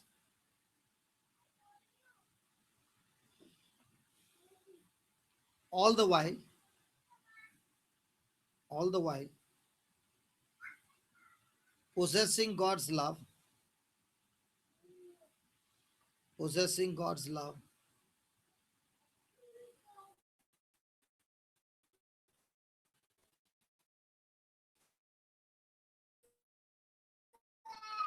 peace.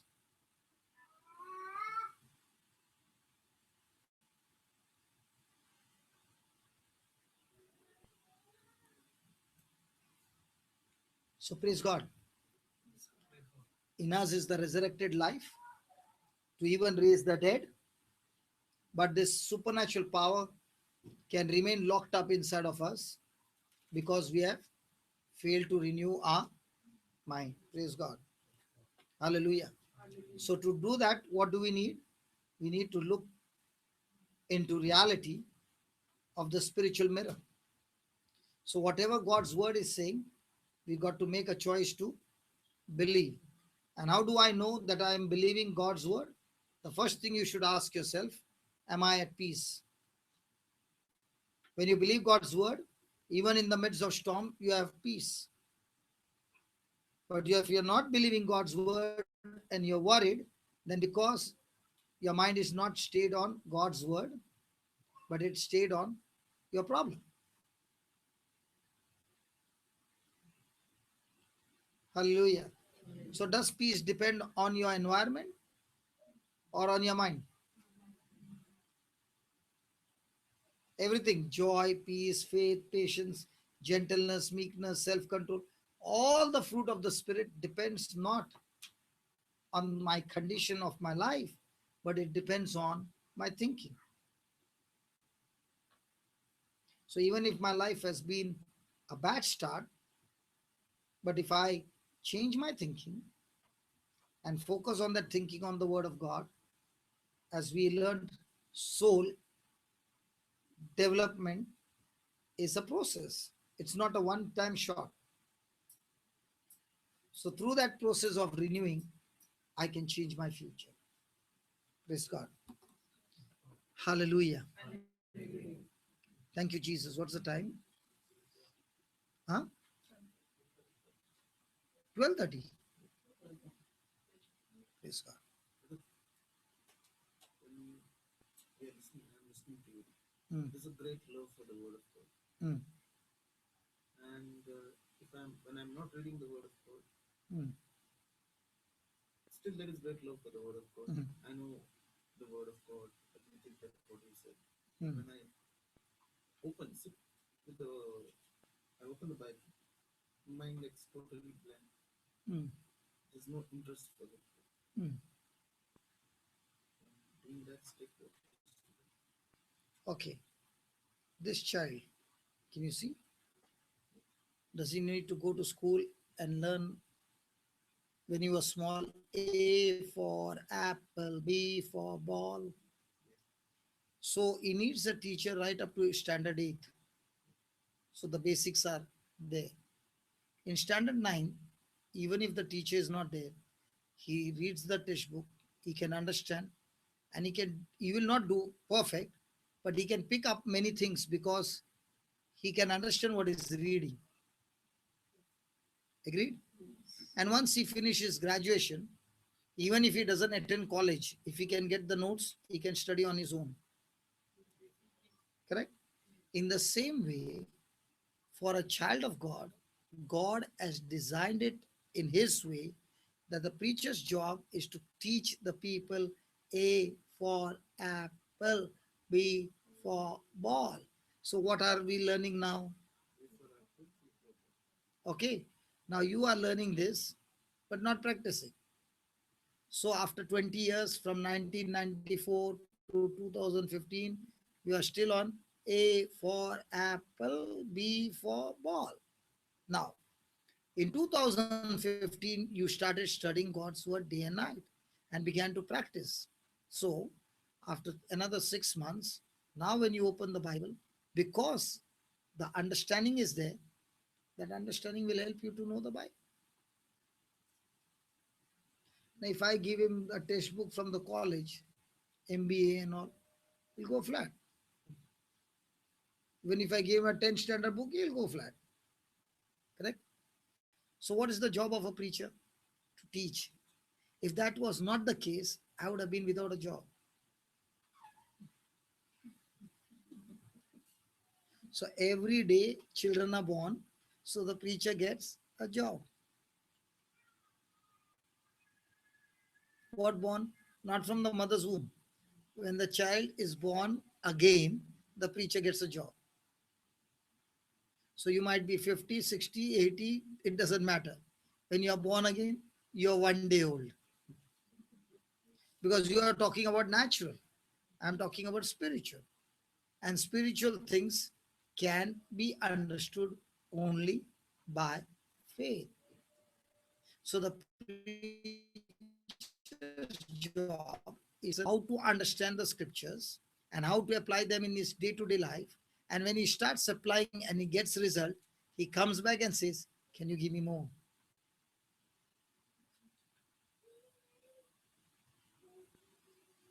That sister goes to the kitchen, does something, comes back and sits. Again goes to the kitchen, does something and comes back and sits. Right? Now why is she sitting? Because she has seen in the past so many years, in the beginning she was studying A for apple, B for ball. Correct? As she began to practice and she got results, now others who are watching her getting results are asking, "Can you please teach me A for apple, B for ball?" Are you understand? So you are not studying the word of God for yourself. First of all, you are studying the word of God so that your relationship with God becomes extremely intimate. And the more and more your relationship with God becomes intimate, now the first thing that will happen to you, if you are a genuine Christian, the first mark in your life will be you are never looking at your benefit. If you are a genuine Christian, you are looking at how can my life be a benefit to others. If you are a fake Christian, then no matter where you are only thinking, "Mera kya hoga?"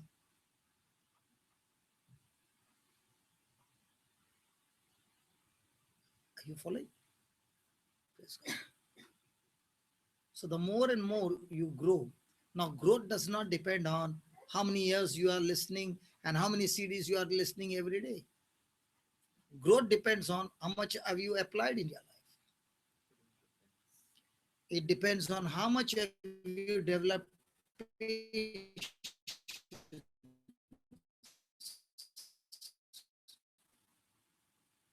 Christianity maturity. Not you have got big knowledge in the Bible. That means you're grown. You can have knowledge from cover to cover. Everything, but under pressure, if you are not able to employ patience, then you are a baby Christian. So a person of 10 standard, maturity years old, to know whether you are a mature Christian is how much is your level of patience. Why do you why does a person become impatient? Because the person thinking is not agreeing to the word of God. The word of God has said you something which is unseen, and you are looking at things which are seen. They both are opposite. The moment you agree with something that is seen and not according to the word of God, you'll end up with impatience. Why? Because what you are seeing will talk to you and say, if you don't take action now, something bad is going to happen. That's the time we get into action. And our action at that time, where there is impatience, is going to be godly or ungodly. So you took an ungodly decision and you've made it into action. When you come back, will you come back with victory or will you come back with all beaten up? So how many times did we go into the battle and come back wounded? But are we changing our system? Yes, we are surely changing our prayer. Surely we are attending most of the prayer meetings. But after all that, am I renewing my mind to the word of God? And if it is no, then nothing's going to change.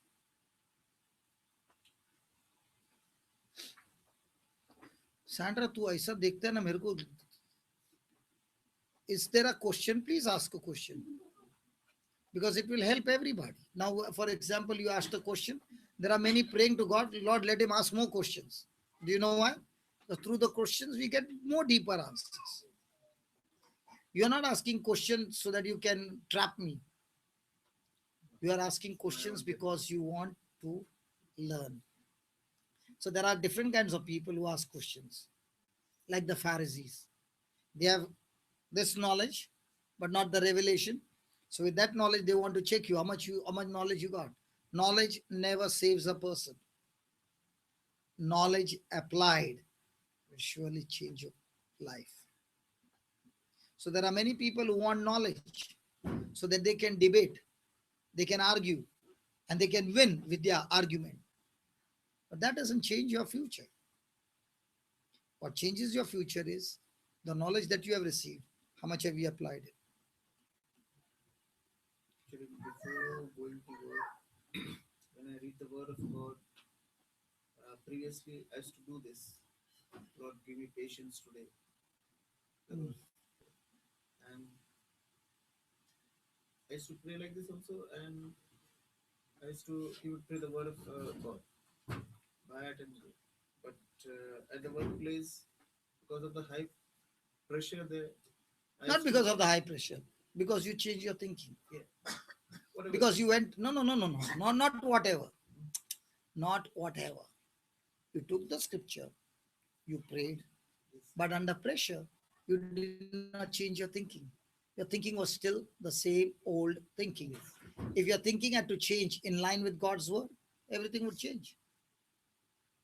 But on the spur of the moment, On the spur of the moment is the test.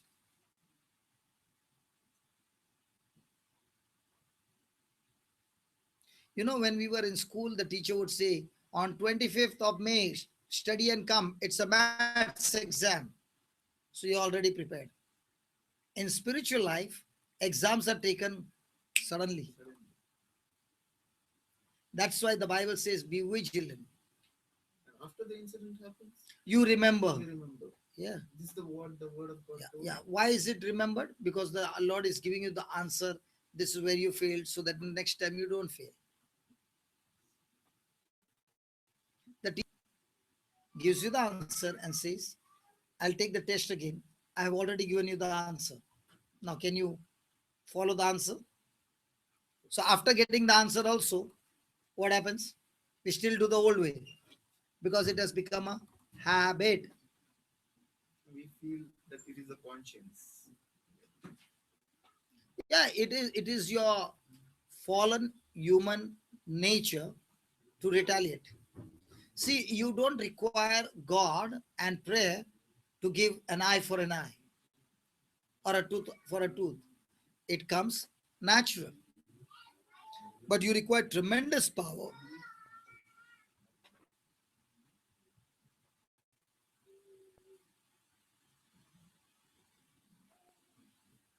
I can hear two boys talking loudly behind the class.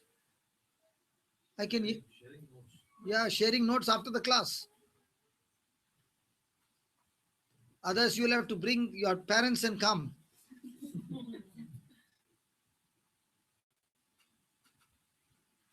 Teacher tells like that, no? Correct, no? And sometimes, if the teacher is angry, what will the teacher do? Make the student stand on the chair, right? Should I make him stand? No, no. That's God's love. See? What about you? Should I make them stand? Nice children. Write down your question. I'll answer it. When the enemy attacks us, see, for every question, good answers we are getting. When the enemy attacks us with temptation,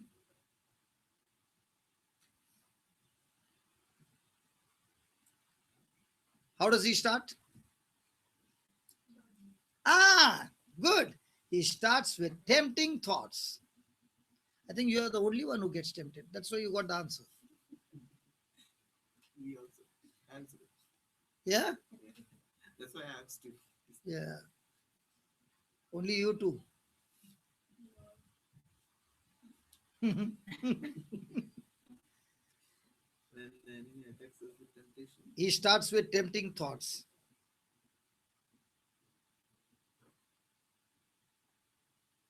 What's the solution? A. What's the solution? A. We can combat, we can fight those thoughts, we can fight those tempting thoughts, we can fight those tempting thoughts Yesterday, what did we learn? How? How do you fight those tempting thoughts? Yesterday we learned by using the viper. Huh? By speaking, right on. By speaking and meditating, by speaking and meditating on the word of God. By speaking and meditating on the word of God.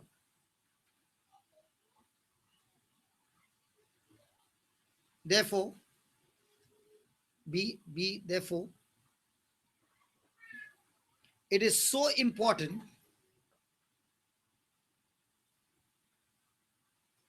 therefore, it is so important that we know the word.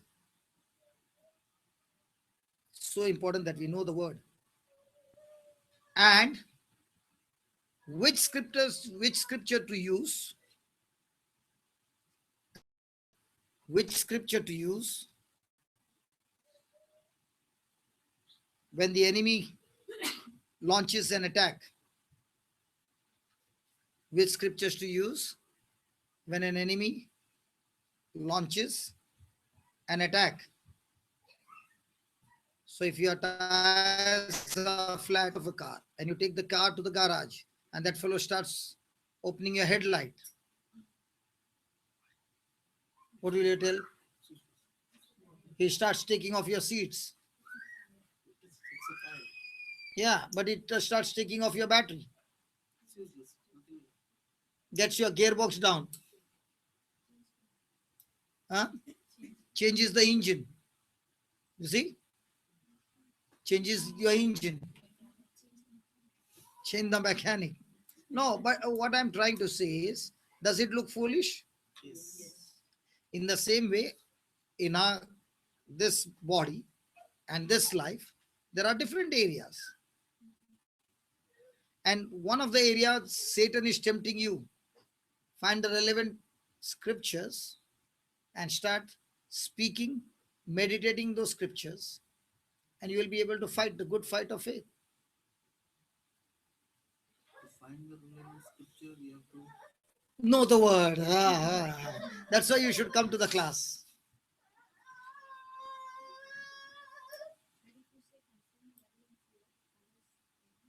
It covers almost everything. Yeah. Yeah. You can't have 2 or 3 classes and finish up everything. How many years did you go to finish your graduation, Brabha? How many years do you go for becoming a graduate, Baba? 21. 21 is your age. How many years of education?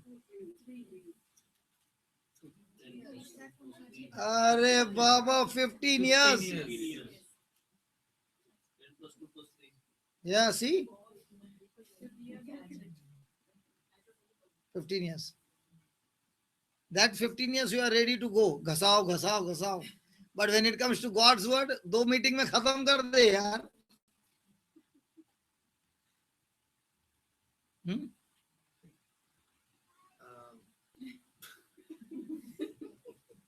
Don't discourage him, please. They are not discouraging. Actually, the word of God is already known. Like, Huh? I'm not an expert, but Nobody is expert. I know the word of God. Yeah. But at the right moment, to use the right word of the word should be there in the mind. Okay. Now you know there is something on the computer. That full program is there, no? Yes, So Baba just changed to Joshua 1:8. Joshua 1:8. Yeah. No. Watch. What is he doing? Where did he go? Baba, don't. Start again. Close. Okay. Give me Romans 5. Now watch what he's doing. Where is he going? To the index. Yes. Okay. Yeah. Scrolling. Yeah. From there he's searching, Yes. clicking the right scriptures, and then the scripture opens, right? Yes. In the same way, the Holy Spirit begins to scroll your heart for scriptures which you have learned by heart. And if it's not there, Then he says scriptures not found. It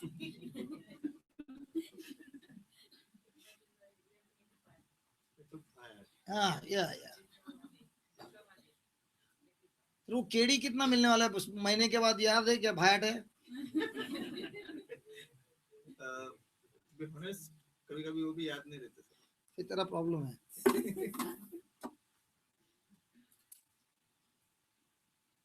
if you say God I've got a bad memory and keep it as an excuse, you will get more punches. Instead of that, start building up your faith even though you don't have memory.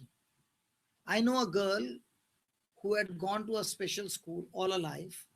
Okay, IQ is extremely low. She meets the Lord in standard 10th. She can't read 2 lines. You will say, how did she reach standard 10th? Because she was in a school where they can't fail you. So up to 9 she passed. 10 she can't read 2 lines. Will she be able to appear for the exam? So she's crying and saying, my sister is intelligent. I am like this. And in a week, 3 days always sick. So a man takes her to the Divine Retreat Center, Kerala. And there she meets Jesus, encounters Jesus. And all that she says to Jesus is, I don't want studies. I don't want anything. I don't want a future. I want only you. So please help me. I want only you. And she's crying and crying and crying. Full day, I want you. I want you. I want you. I want you. And she passes with 38% in standard 10th. So the first time in her life, she passed. Now she goes to college. And there in Coimbatore, I meet her. And then I give her a CD. Now she gets the CD and listens to it day and night. She finishes a graduation with distinction. She finishes a master's with distinction. And today she is a manager in an IT company.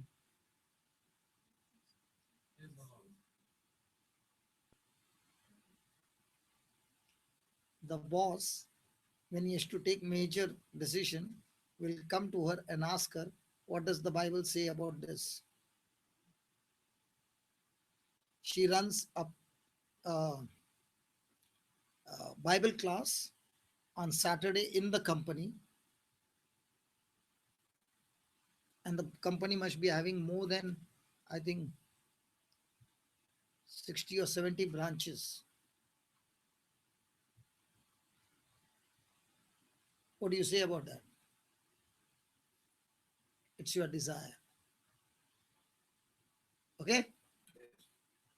I'll give a phone number also. So you can be in touch with her. So she will give you more tips. Praise God. So if somebody says, I got a bad memory, she was translating for me. And she can't read in English. Now she can read in English. So when she's translating in Tamil, she was not reading Tamil. And I said, listen, from now on, you must sit with the Bible, Tamil Bible, and start learning to read it. This time when I went to Chennai, I told somebody to read it. She said, no. I have practiced it day and night. I said, you can read it? She said, yes, I can read it. And she began to read it in Tamil. So did she have to stay awake nights? Yeah. Then she was able to manage it? Yeah. Praise God. Write down. Sometimes the battle will consist of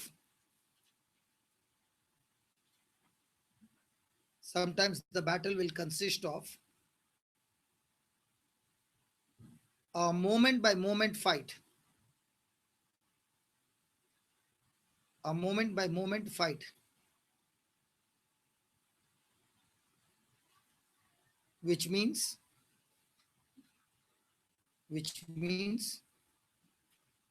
we must be diligent. Which means we must be diligent, steadfast,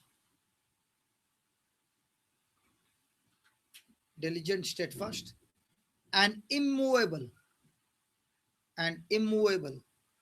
concerning the word. And immovable concerning the word. Can you ask yourself, am I that diligent, steadfast, and immovable? Or am I lazy, wavering, and when the pressure comes, goes back to my old mindset? So, moment by moment, there's going to be a fight. If you are surrounded by people, now listen, this fight will come through relationship. Now, you're surrounded with people around you who are all in the flesh. So, every moment there's a fight. You are not physically fighting with that person, but spiritually you are fighting with every arrow that comes from that person by the devil. So you said, brother, I don't know what to do. Even if you don't know what to do, there is one thing that you should do. The Bible says, praise God in all situations. Give thanks to Him in all situations. Pray unceasingly. Now at least you know something. So for every situation you can use that. Start using it. Memory will be restored. You know why some of them are saying? They are the same issue. When you praise and give thanks in all situation, your chip will be formatted. Do we need some formatting in our chips? And only Holy Spirit can do it when we respond to Him. Thanksgiving and praise. Tell you know, this one, even for one thing, if I tell you one scripture, I will forget again. But now people ask me, how can you remember when I give them? You don't know how much she cried? Ask her. When the children are able to do it, husband is able to do it, and I can't do it, feel pain. And if you find it difficult to do it, don't worry. Don't try to learn by heart. Don't try to learn by heart. Just take it and keep on hearing it. Take that dictation and keep on hearing it again and again, and with a book. Put the play button and go on reading it along. Do it about 25 times in a day. In 1 week, you have already learned it. There's no labor at all. No stress. I write it down. I'm also doing that. Yeah. Okay. Can I preach now? Yeah. We must also keep in mind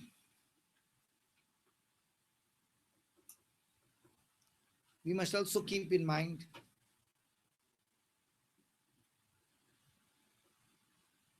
we are fighting for victory or from victory. We are fighting for victory or from victory. We are fighting from victory because God has already given us victory. And if you are fighting for victory, you are on the wrong side. So we are fighting from victory and not for victory.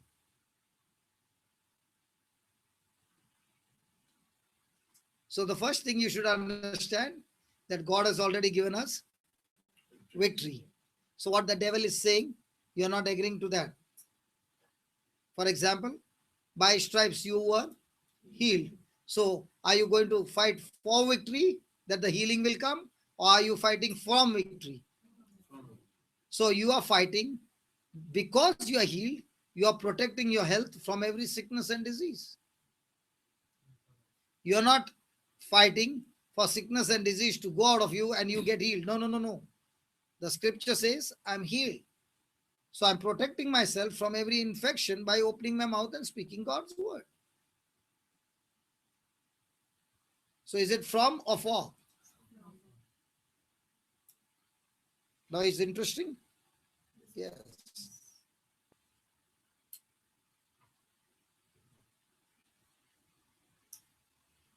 Right on. In order to operate in victory, in order to operate in victory as Christians,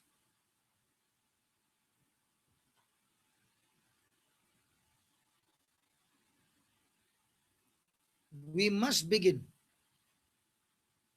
We must begin to think. We must begin to think. We must begin to think. about what we are thinking about. We must begin to think about what we are thinking about.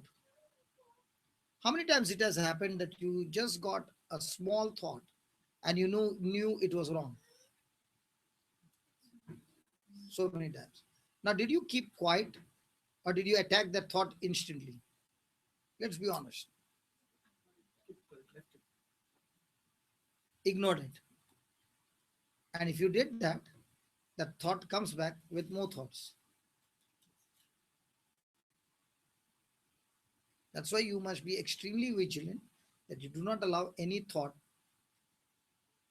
to be in your mind. Have you seen a flight come and land in a runway? Huh? Now, when the first flight came on the runway, that's one negative thought.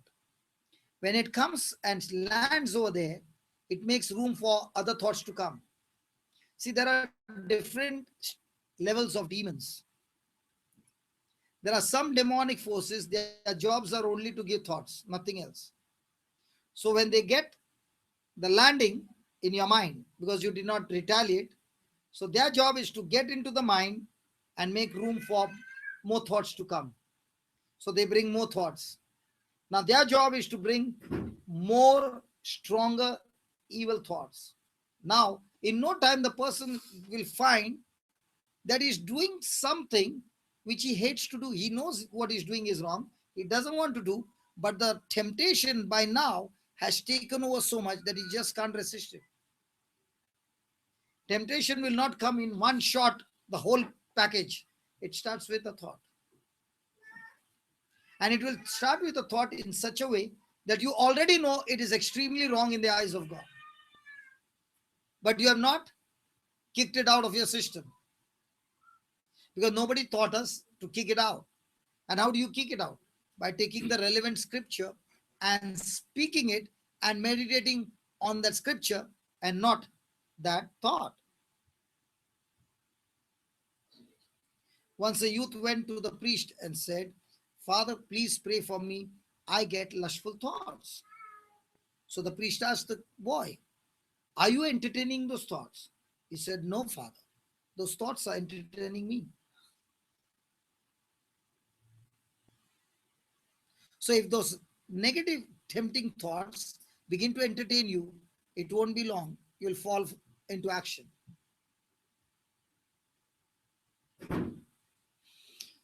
Praise God. Write down. We can tame our thinking.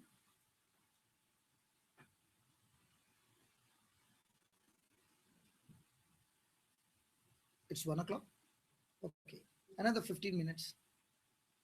We can tame our thinking by making it agree with God's word. We can tame our thinking by making it agree with.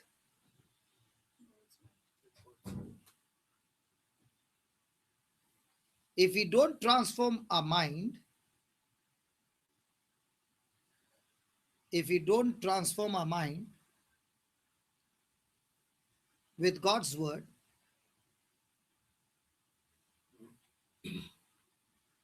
we will be subject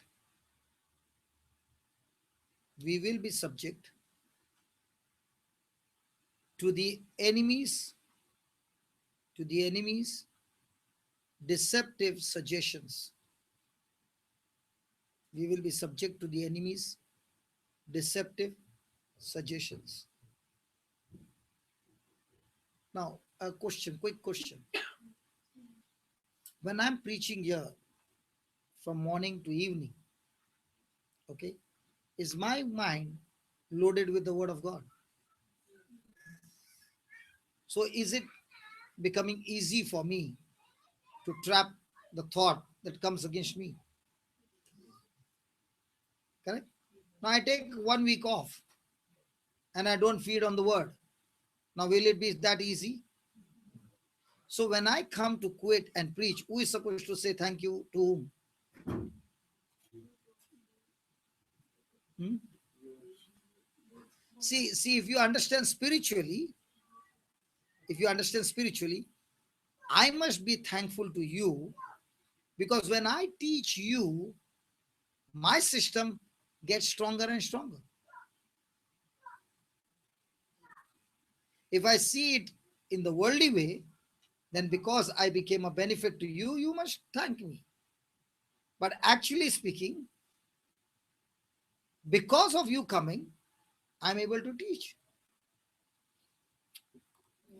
So, in the same way, when you go and help others with the word of God, you are not doing any benefit to them, but they are doing benefit to you, because you are one thing, you are teaching them, helping them to practice. That's the time your revision is taking place. And when they come back with results, your faith is rising up and you're saying, oh my God, it works. Oh my God, it works. Oh my God, it works. It works. It works. Now, when it comes to your own life, you know it has to work.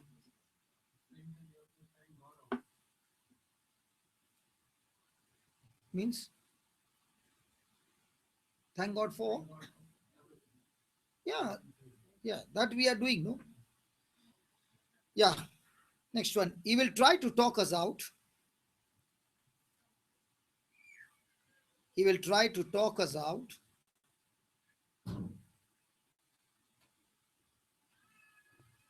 of receiving. He will try to talk us out of receiving the finished work. Just underline that. He'll try to talk us out of receiving the finished work of Jesus. So is God going to finish it, or has he already accomplished for us? So from now on, what should be our thought?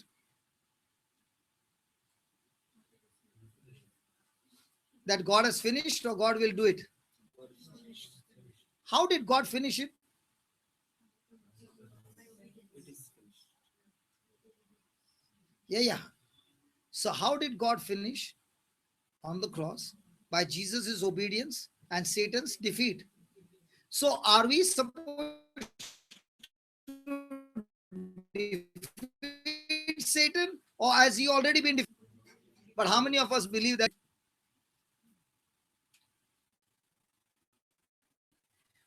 we are believing that Satan is fighting? No. Cannot fight. Jesus has already defeated him for us. Then we are only fights that he is talking to us. He has got no power. All that he can do is tell us lies. And when we believe his lies, we are disagreeing to God's word. Our tap is closed, nothing's happening. Hey, Swami, Yes, you yes, understand? Yes. Now you understand the game. Yes.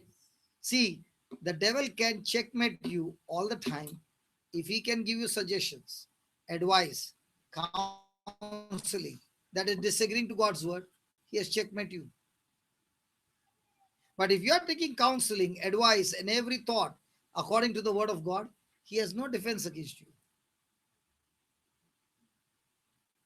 You might look a loser in this world, but in the long run, you're victorious. So write down, Satan is defeated. Satan is defeated. And his only power against us, and his only power against us is what? Lie or suggestion.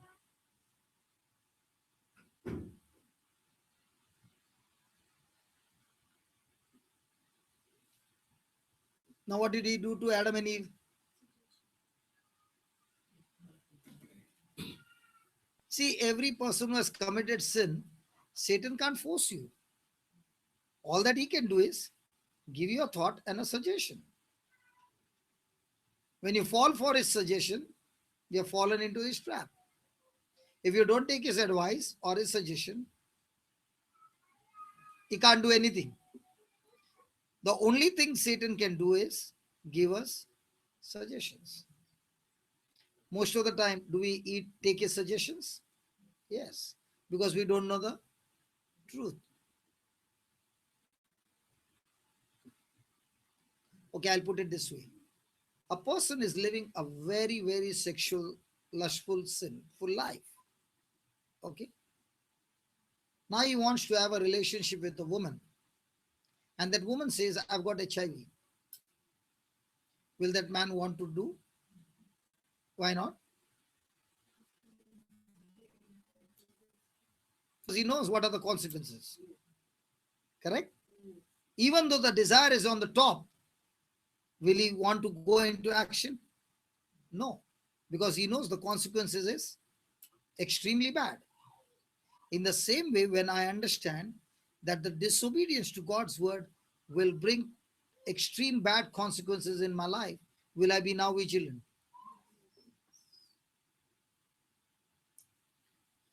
Praise God. So write down, the next time the enemy strikes us, the next time the enemy attacks with negative thinking,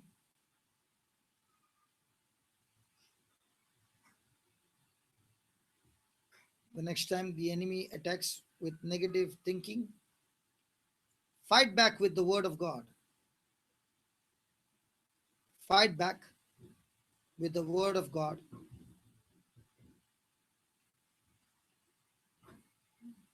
Reminding him that he is already defeated. Reminding him that he is already defeated.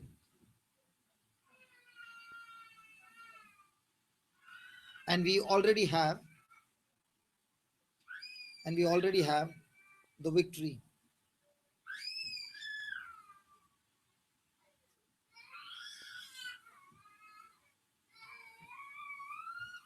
We must learn how to respond. We must learn how to respond to the enemy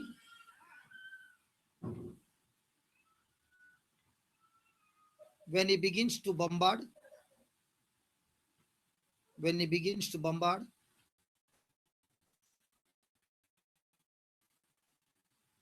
his suggestions, when he begins to bombard us with his suggestions. Our victory is determined. Our victory is determined by a consistency,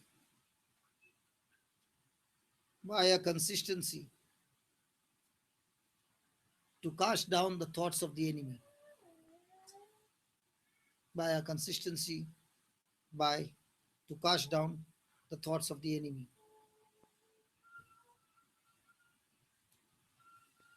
So as it happened in your life that there was a very strong temptation, and at that time you fought it with thoughts, with the word of God, and you fought it with the word of God till you experienced peace, and that urge and the desire was gone. Come on. Yeah. Now, if I am consistent in doing that every time it happens, can the devil defeat me? Now, what happens is, now we have come for the session. Our faith level, our mind is renewed, is on a full charge. The battery is full charge. Now, when the temptation comes, you are able to tack. It's gone. Okay. After 1 week, and after 10 days. Who? Thoughts. Praise God. So, do we need that consistency or just during the retreat days? And for that consistency, do we need consistency in studying God's word every day? What happens if a person has to take food once a week? Physical food once a week. Yeah. We'll lose about 10 or 15 kg. Praise God.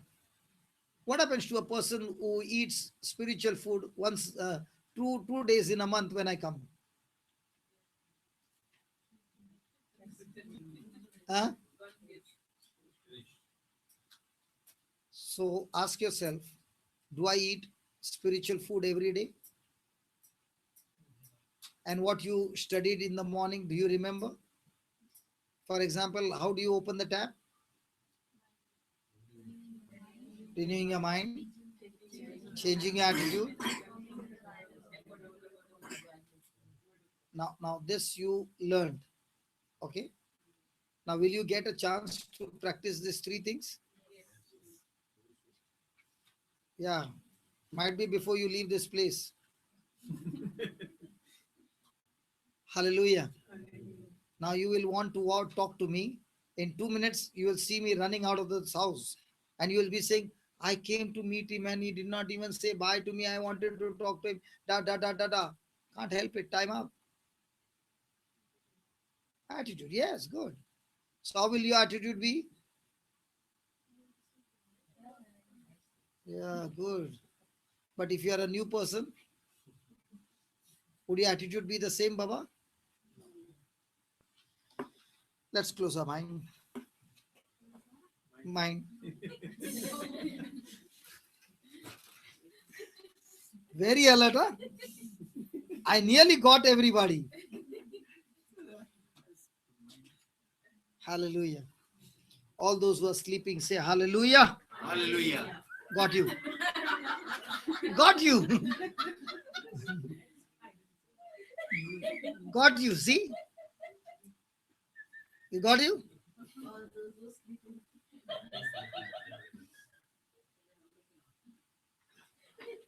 See, that's how it happens. Because we only hear the last word. Hallelujah.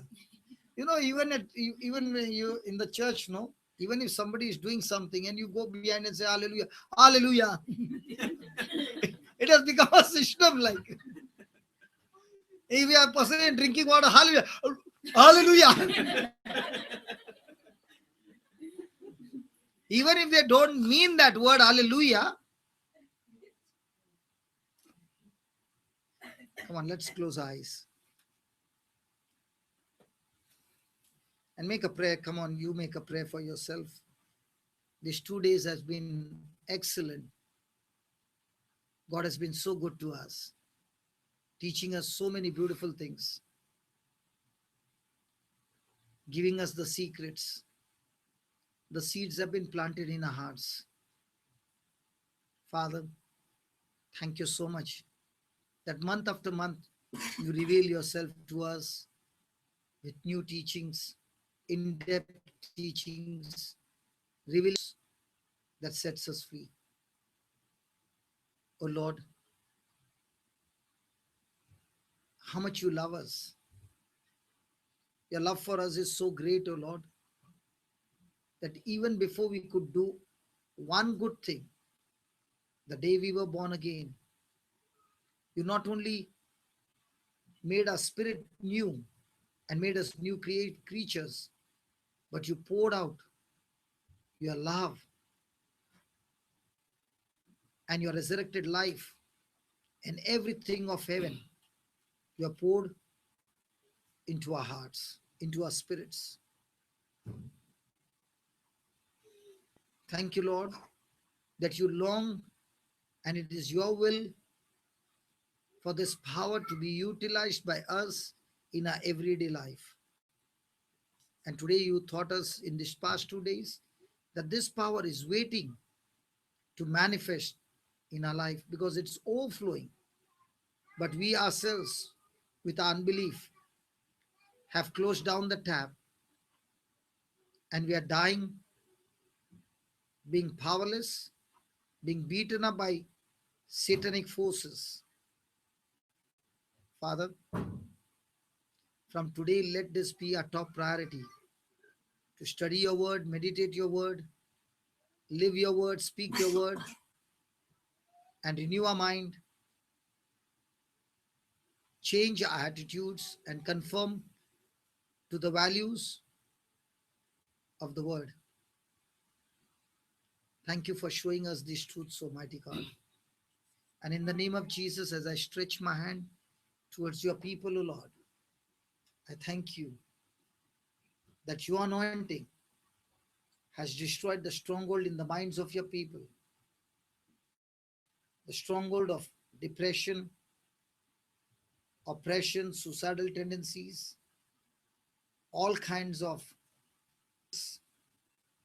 fear, cares, worries, anxieties. Yes, Father God, your anointing is flowing like a fire, burning everything that is not of your kingdom. And I thank you, Lord, that at this very moment, your anointing of hunger and thirst for your word, for your righteousness, is being filled by the power of your Spirit.